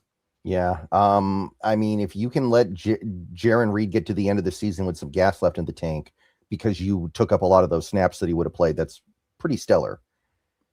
Absolutely. Just, he doesn't have to get to that point where it'll be maybe a year or two from now where we're going to really be relying on him, but just start to give us some more of the building block on what you showed us the flashes of last year, and led the team to tell us on the day they drafted you that they had a top 50 grade on you and believe that you would have been an early second round pick if you had been healthy and hadn't gotten injured in the final game of college, as you did have occur to him. Right. Well, thank you guys. We got through the donos there. And Jay, thank you for all that. Dogzilla, Jeffrey, appreciate all of you guys on there. Me as well for the $100 donation drop. You guys are very kind to both me and Brendan, and it is very much appreciated. We're going to look a little bit at this upcoming game of the Cowboys on Saturday, Brendan. And most of the time, folks, we're going to get into some real specific items when looking at these matchups, key matchups, look a little statistically where these teams have been at. But this is preseason. We're not seeing the starters. We don't know who the Cowboys are going to be trotting out there. First preseason game at that. We know we're going to see a lot of backups. So more of the outlook for us in preseason is going to be more in talking about these games of what we're kind of looking for, and knowing that, look, you're not going to look for all the things you're looking for in the regular season, but what are the key things that you're looking for within this game to give us some signs that this team is moving in the right direction. be it offensively or replicating what they did last year, Fleury and all that. What are some of the notable items at the front of your list that you're really keeping in mind? Well, hopefully we get to see a little Caleb Downs. I'll say that. I know we won't get to see a lot of the better Cowboys players, but hopefully we get a little Caleb Downs. That'd be fun. Absolutely. But on the Seahawks side, since I can only assume that Jadarian Price is not going to play because he hasn't practiced lately, and apparently he's not practicing today. I want to see what's up with Emmanuel Wilson because there were a lot of people who weren't sure he was going to make this team or not, but the things I've heard so far have been good. Sounds like this is a game where he's going to get a lot of opportunity because Jacardia Wright's also hurt. So you've got Emmanuel Wilson and you've got Justin Jones, who we all know is not going to make the team, and Velus Jones Jr., who is also very unlikely to make the team. So going to be a lot of Emmanuel Wilson, and I think he has a role he can play on this team that is of value. So I want to see what's going on there. Yeah, I'm going to be checking out it's the second year guys coming into this that we're looking for to step forward. We talked a little bit earlier in the show on this, but I mean, my eyes are going to be locked in on Torrey Horton on offense and seeing how he's moving out there running routes when he's out on the field. Riley Mills, of course, as we just talked about him, looking again back to Jay Melfair's question, can I start to see more of that in here in training camp? He's going to go up against guys that are not maybe the starters. Can he go out and dominate these kind of guys in preseason and start to really give us those indicators of what we're hoping this guy can be? Elijah Arroyo was a guy that really frustrated me last year in the respect of not that he didn't have a better year just on him. It was as much on the team and on Kubiak. And one of the places that Kubiak didn't get any real shade for that I thought at times he should, where it's like even early on in the year when Arroyo was healthy, you didn't seem to have much of a plan for integrating him into the passing attack. You didn't have specialized routes for him to really run. It was just kind of like here and there over games, he'd kind of come in and come out as a pass catcher. And it just sort of seemed like he was a forgotten man on this team. And I know you don't pass the ball a lot, but you got this guy in the second round and you take a guy in the second round. I want my team to actually have a plan in place for how to, utilize that guy. Hopefully they show a little bit more signs of that, especially with Fleury and having his tight end background. Mm-hmm. Yeah, that's going to be another very intriguing subplot here, how much Fleury uses tight ends, because you would assume he would use it even a little bit more than Kubiak because of his background. I'd say Milroe as well. Very interesting to see what he does because he's probably going to play a lot. And I wonder if this team would be, if they see stuff they like from Milroe, are you willing to trade Drew Lock or let Drew Lock go and let Milroe just be the backup because you think he's ready for that? I would be interested to see what it would take for that and if we get that in this preseason. My theory on this, and it's a theory, Brennan, is I still think that he's not to where Drew Lock is. And when you're talking about a Super Bowl ready-made roster and you're going to that backup guy, there can't be a drop-off that's just too much. And that's not saying then that Jalen can't progress or be really good in this preseason. What I'm saying is I think that there's more of a draw at this point, especially with the success of Sam Darnold, to increase the value of Milroe in a trade. And to be able to, there was rumors even of potentially us trying to kick the tires with the Cardinals on, hey, what if we gave you our first round pick and we throw in Milroe? Can we come up there and maybe go get Jeremiah Love? I don't know if there was any truth to that rumor that was coming out around draft time, but that's what I think John would love to see here is, can I have increased the stock of Milroe over the past couple of years? Like he goes out, bam, just has dynamic preseason play, right? Starts to come back on the radar for a team that kind of liked him in the draft. That team starts to get open to him at some point in time, be either now, between the trade deadline, even in the next offseason, to where now he becomes that commodity where you're getting more for him, essentially, in whatever package you put together, you're getting more for him than what it cost you to take him in the third round, kind of like a stock option. You're sort of kind of cashing in a little bit. Do you think that I would like that better than trading Locke. I'll say that, but I don't know if that's something they would consider doing. But I would love to get back down to 2 quarterbacks and open up that extra roster spot. I'd love to kind of reset on the whole developmental quarterback thing and maybe get one in next year's draft, which is going to be pretty quarterback rich. And you're going to have a lot of picks. Maybe Brandon Sorsby, because it's a little harder to gamble on sports in this state than other states. Maybe coming to Washington is just what he needs. I don't know. You got to go to a casino to get it done here. So yeah, you're right. That's how you cut him off. Yeah, and there's a bunch of guys. The USC guy, Mavayo, you could get another USC quarterback since we had some success with this one. There's a lot of intriguing, like, mid-level quarterbacks in this draft, I think. Chambliss is going to make a lot of people think about Russell Wilson. But yeah, I'd love to do that. I don't know if the team would be willing to do that. I wonder if they still view Milroe as somebody that they can build around long term. But either way, if it clears up a roster spot and allows us to save a little bit of money and maybe even get an asset for the player we get rid of, I'm pretty intrigued by that. So it's all going to come back to what Milroe does in the preseason, right? If he looks good, then either you have confidence in him or somebody else is going to value him enough to trade him. So that's why I'm watching Milroe this preseason, and I think he's going to play a lot in all 3 games. Yeah, and I hope he does. He needs a lot of run, and I partly for this reason is you get him that kind of spotlight, and he does look good, and teams can start to. We've seen plenty of quarterbacks that have gone out and had lighted up preseasons that can then get teams hot to trot for that player because they're like, "Ooh, he's developed. Ooh, and they might already again like have some of those initial. We kind of liked him in college, but he needs to come along with some stuff, and now they're seeing that stuff come along, and they still got the stuff that they liked from him in college, and that he also has shown some advancement from college." And that you can hope the advancement will continue when we bring him in. I don't think you're getting a first round pick. I want to say that, Brendan, right? Like it's more of like you can take a guy you took in the mid 3rd round and you eventually come back and maybe you get like a late 2nd round, as a flick. And I do think it's probably not going to happen to your point right now between the deadline. This he'd is have more to play of a really probably, well. He'd have to play really well. He'd have to really well. It's more of a next off season, I think, thing from a John standpoint of now will be the time to do it. And I like your idea about the development quarterback because, like you say, there's a lot of quarterbacks who'll be fitting in that realm of 3rd to 5th roundish area who have some upside to them. There'll be so many. There's only so many that can be picked early on, and there'll be some that'll be there that with Nika Ivalamia out there with UCLA. That guy looks like Randall Cunningham. Like those kind of guys could become available. So I'm open to that as well, man. I think that's really that's where again. You trade the commodity, you get more for him, you get the development guy that doesn't cost you the 2nd or even the 3rd round pick potentially of what Milroe cost you. Reset that. You got Drew back on the low end contract that will give you a couple $1 million per year. So the quarterback hit stays pretty low, but you still keep him 3 deep. And I think that's a great approach with it. Yeah. I would love to do that, but it's all moot if Milroe doesn't impress us. So let's hope he does. Other than that, let's see here. Probably not going to see Eamon Wari in this game either because he's just working his way back. Probably no Julian Neal. So maybe Bud Clark, right? Because Bud Clark's the guy who's pushing for that starting job and he'll get it eventually, but could he get it a little bit sooner than we expect if he plays really well? Maybe. Because Clark's the guy who I think is pretty much ready because he played so much in college. So I want to see what's up with him. Yeah, he'll be an interesting guy also to see how they utilize him. Does he get a lot of snaps into the slot or are they just holding him out there at safety? Because my instinct on this has been that they're going to keep him as an insurance policy for Eamon Wari so that they don't have to bump Devin Witherspoon inside so they can keep Devin to the outside 24/7, at which point you're going to want to give him some snaps in there in live action in that role. So it'll tell us a lot about what they're attempting to do with the utilization of him, to your point as well, how much he's really truly pushing Ty Akata. Or whether or not that's a little bit more of the lip service area of things right now as it stands for what's going to happen when he gets the regular season. I think as well too, Bo Stevens and in general, can this offensive line come out and show us that this thing is rising to become one of the not dominant position groups on the team, but one of the strengths of position groups on this team, both the front line and the backups.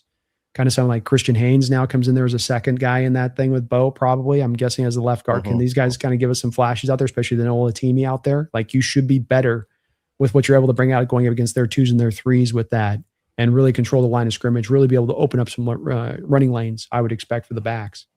Right. And Haynes, like he might not make this team if he doesn't do something this preseason. Like I think he's hanging by a thread because we got guys like Richmond, we got guys like Cable Dew, we got some stuff going on with those 3rd string offensive linemen that I think are pushing Haynes. And Haynes is now getting to the point where he's making non-trivial money because it's his 3rd year. So if Haynes doesn't do something, I think he's out of here.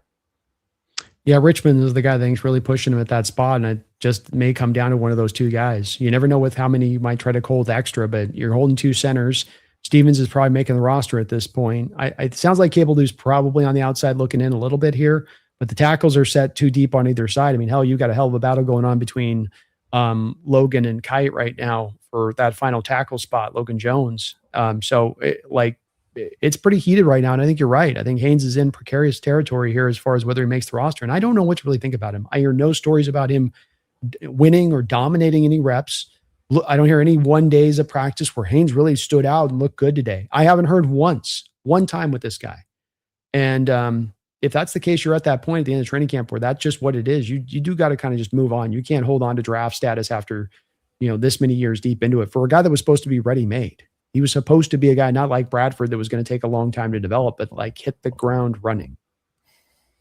Right. It doesn't make a lot of sense. That seemed like a money in the bank pick. The concern with that pick was supposed to be the low ceiling, but yeah. I believed in the floor, but I don't think he's going to make the team right now. I do actually think that either Richmond or Cable do, or both will make the team instead of him. And I don't see any room for Haynes at that point. The only way I think Haynes makes this team is if he figures out how to snap the ball, and then we trade Oluwatimi to the Titans or something like that. That's the only thing I can see happening. Just doesn't seem like they got the commitment to really putting him at center, though. It seems like he has still been kind of more kept at guard this year. They did a little smattering of center snaps last year before the shoulder injury or pec injury came into play, but just doesn't seem like they're all that. It just doesn't seem like they really got a lot of faith in this long term. I hope I'm wrong, because you'd love to see the kid, tap into it. It's supposed to be a good zone blocking dude. Like it hasn't been there. So I'm maybe watching him a little bit like a hawk as well, when it comes to some of the action out there. Tyrese Knight, another guy to keep an eye on, I think. Having a tremendous camp, utilization of him off the edge a lot, from what I'm hearing. A lot of him out there at that wide 10. And like the thought process, Brendan, of a way that you can kind of trip teams up is that everybody's expecting nickel 24/7 from Seattle. What if you occasionally, week in and week out, trotted out some base 3-4 packages for teams, and as a methodology of approach to then at times get Tyrese Knight on the field? You slide Emanwari back to safety, you put him out there in the base and 3-4 looks with Tyrese Knight, just in certain matchups and certain places where it can be advantageous, where you're not as worried about the coverage blows on the back end by going to defensively base. And you got the linebackers to do that right now. I wouldn't mind seeing it. Could be fun. Yeah, I'm on board with that. I mean, people kind of forget that he was the starter last year, and he mostly lost that job because he was having that heart issue. And I know Drake Thomas came in and played really well, and we're all happy with him, and he's pretty clearly going to be the starter. But there is definitely a part of this where it's like, wait a minute, Tyrese Knight lost his job because of injury. And you usually don't lose your job because of injury in the NFL. Usually you get that job back.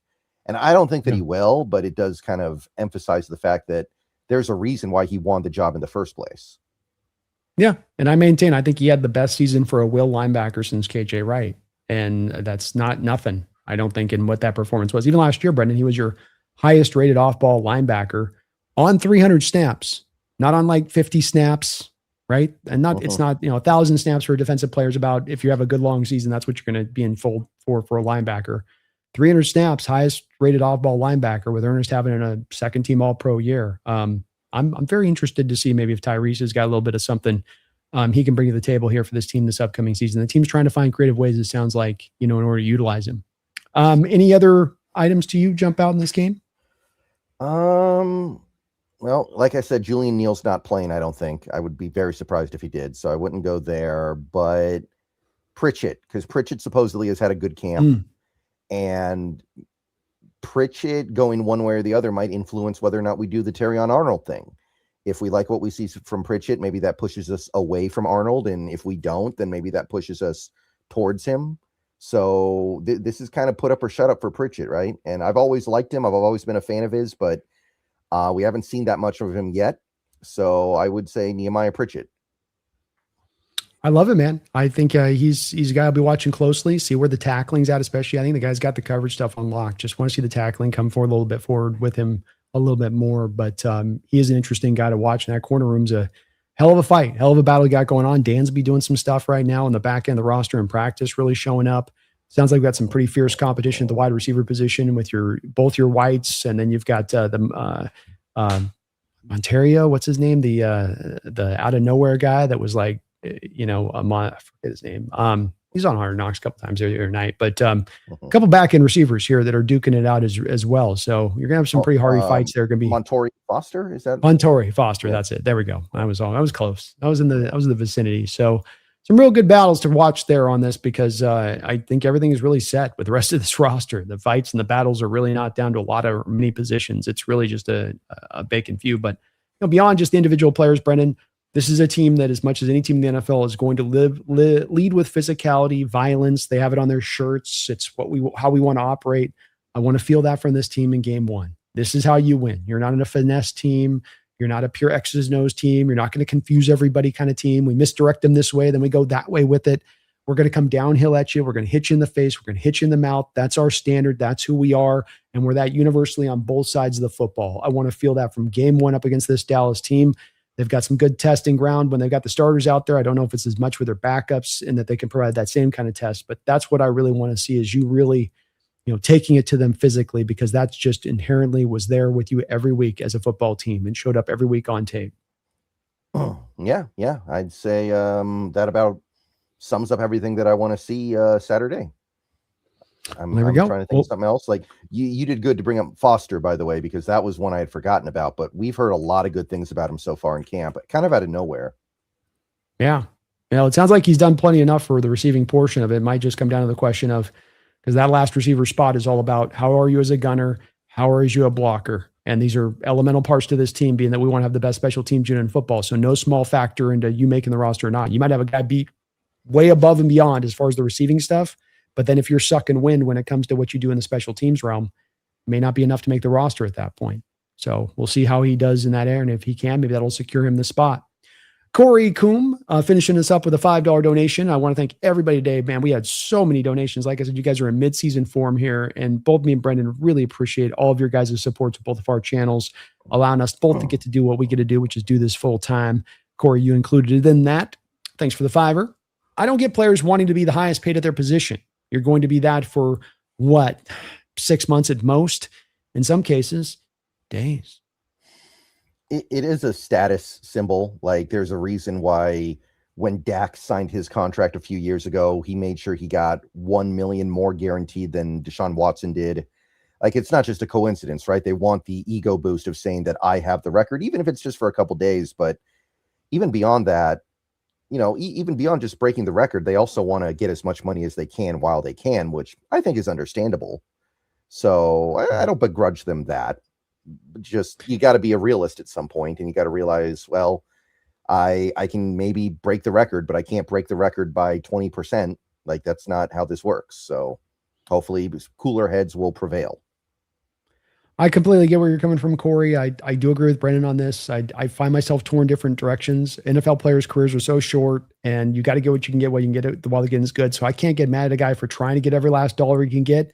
At the same point in time, I think there's some short-sightedness to it. I think if you're coming in as a player and you're going to wreck a cap, or you're going to come in like Sam Darnold next year, like Baker's doing right now, saying, I want $60 million. And you're playing tone deaf to the fact that this is going to impel you and hinder you from being able to do your job at your best because they can't build as good a roster. This isn't empty dialogue. This is reality. You take that money, you're going to impede yourself. You're cutting off your nose to spite your face. And there's a little bit of the short-sighted where you're getting the money now, you're skinning the sheep, but you could sit there and shave them on a yearly basis. And by shave them, I mean consistently be a winner, consistently winning Super Bowls. What does that do for you in your post-career? Whether you're a quarterback or whether you were a cornerback, you will be celebrated. You will be on shows. You will be an analyst. You will have sponsorship opportunities. Now, it takes the collective to kind of buy into that to get to that stage of things, but that's going to be one of the key places that we'll see here with the Seahawks team. I think JSN's gotten it. I think Derek Hall's gotten that point. I think Abraham Lucas has gotten that point. I think Charles Cross has kind of gotten that point. Will Devin. That's the part we'll see. But that's the part where I do think, I understand you want all your money, but I also understand the team saying, hey, no. The cap is real. The fans trying to say the cap isn't real and it's all funny money. No, it is. It is real. And like the people that said with the Eagles, for instance, Brendan, well, the Eagles don't ever, yeah, they did. AJ Brown, and part of the trade of AJ Brown this offseason has to do with starting to get ahead of contract situations. And you weren't able to sign Josh Sweat. You weren't able to sign Millen for Williams, and partly because you put the cap in the position you put it in. So play dumb with your cap. How's the saying go? Win dumb games, win bad prizes, whatever the stupid. Yeah, win stupid. No, play stupid games, win stupid prizes. Yeah, and that's what happens if you allow your cap to be pulled over the top. So I completely want to be the next paid. Devin, and I'm even willing in my position go even further beyond, because I think if you're the next paid, you should be no more than $1 million. Okay, you make $1 million more per year than the guy behind you. Because like he says, within days and weeks, that'll be upended. It's not like we're waiting 3 years till the next guy gets the highest paid mark. But when you start getting to 6, 7, 8 million per year over the top, well, now you're making this hard for us to get this done. And I don't know that this is that way with Devin. We don't know where the negotiations are. The Hard Knocks was certainly sensitive to the reports coming out that he had turned down being the highest paid. John was make sure to come in and put a kibosh on that one. So that was good to see. But that's where I do land pretty firmly on. If a team says, look, we're not going to go and overpay a guy to that amount, I get it. I understand. There's a cost to be paid here. There's a price when you do go over the top. Yeah. And John has always done a really good job of that. I can't think of, we've been in bad cap situations before, but it's mostly been because of dead cap, because we trade players like Russell Wilson, DK Metcalf, Geno Smith. It's not because we gave out ridiculous contracts that we later regretted or anything like that. So it's a little different, I think. And you offset that stuff, right? You offset it with second and third round picks. So there was actually something gained back to the flip side of the loss. Mm-hmm. Right. And again, I think almost all players are like that. I think almost all players want to get pretty much all the money they can. When they do leave money on the table, it's very small amounts. Like Josh Allen with his extension was saying, I left a little bit of money on the table. It's like, yeah, little. Like if you look at how much he got, it wasn't that much. Come on. Like stop bragging about something that isn't worth bragging about. Come on, dude. But I would hope that in the case of Witherspoon, I'm not asking him to take a discount or anything. We're neither of us are asking for that. We're just asking for him to, be normal about this. And maybe he is being normal about this, and this is all just drama for Hard Knocks, but there's no extension done yet. And I sure expected one to happen by now. To your point on that, you go to your Buffalo organization, you're making that case to Josh to say, well, now we can take this money and go, well, you've never shown yourself to be an organization that's willing to spend the purse strings. You're always claiming kind of a poverty status a little bit. There's always a restriction to how far you're willing to push and go over the top. So when you make that sales pitch to Josh, he's like, yeah, sure. Right. It's all on me. Let me get my cape ironed out and prepared. Right. I go to somebody in the Raiders organization, the Dolphins organization. I try to make the same argument. It's going to fall in deaf ears, and rightfully so, because it's an empty promise. When I'm in an organization that's won a Super Bowl 10 years ago, reset the whole stack again with a whole new stack, just won another Super Bowl with that same general manager in place, with their same process in place. That's not an empty promise to that player to say that in you taking this discount, we spend our money. We're top 10 in bottom line money spent over the past 3 seasons in the NFL. And that's with a team at that time that hadn't necessarily been contending, that was in a stage of just trying to rebuild through. The proof is in the pudding on this one. So while some teams you could say as a player, like, that's empty talk, you're trying to just get me into the discount, that whole like legacy thing and my blah, blah, blah. Go talk to Marshawn Lynch. Go talk to Richard Sherman. Go talk to Cam Chancellor about their post-career opportunities on being Super Bowl champions and what that's meant when you're able to. It's a different level to those guys that just had a great career and then head on out the exit doors. And I'd ask Devin if he was considering this to really think about that in this frame of mind if he's pushing the envelope. Only if he's pushing the envelope. But if he was pushing the envelope. Yeah. Hassan, thank you for the $5 donation. We'll probably put a cap on right here. He says, imagine the salary cap was like the NBA. Fully guaranteed money, and second apron, it might go bad for you, could lose picks and not sign anyone. Hashtag go Hawks. Yeah, the NBA second apron salary cap system is like, nobody wants to touch that. Like every team in the league, doesn't matter how rich the owner is, doesn't matter how big the franchise is, they are terrified of that second apron. What is apron? I'm not aware of this. Yeah, basically you have a cap, and then you have, and it's a soft cap, but when you go above the cap to a certain amount, there are certain punishments that apply. And then there's like another level you can go up, and you can still go up there, but there's another set of punishments where like you lose your mid-level exception.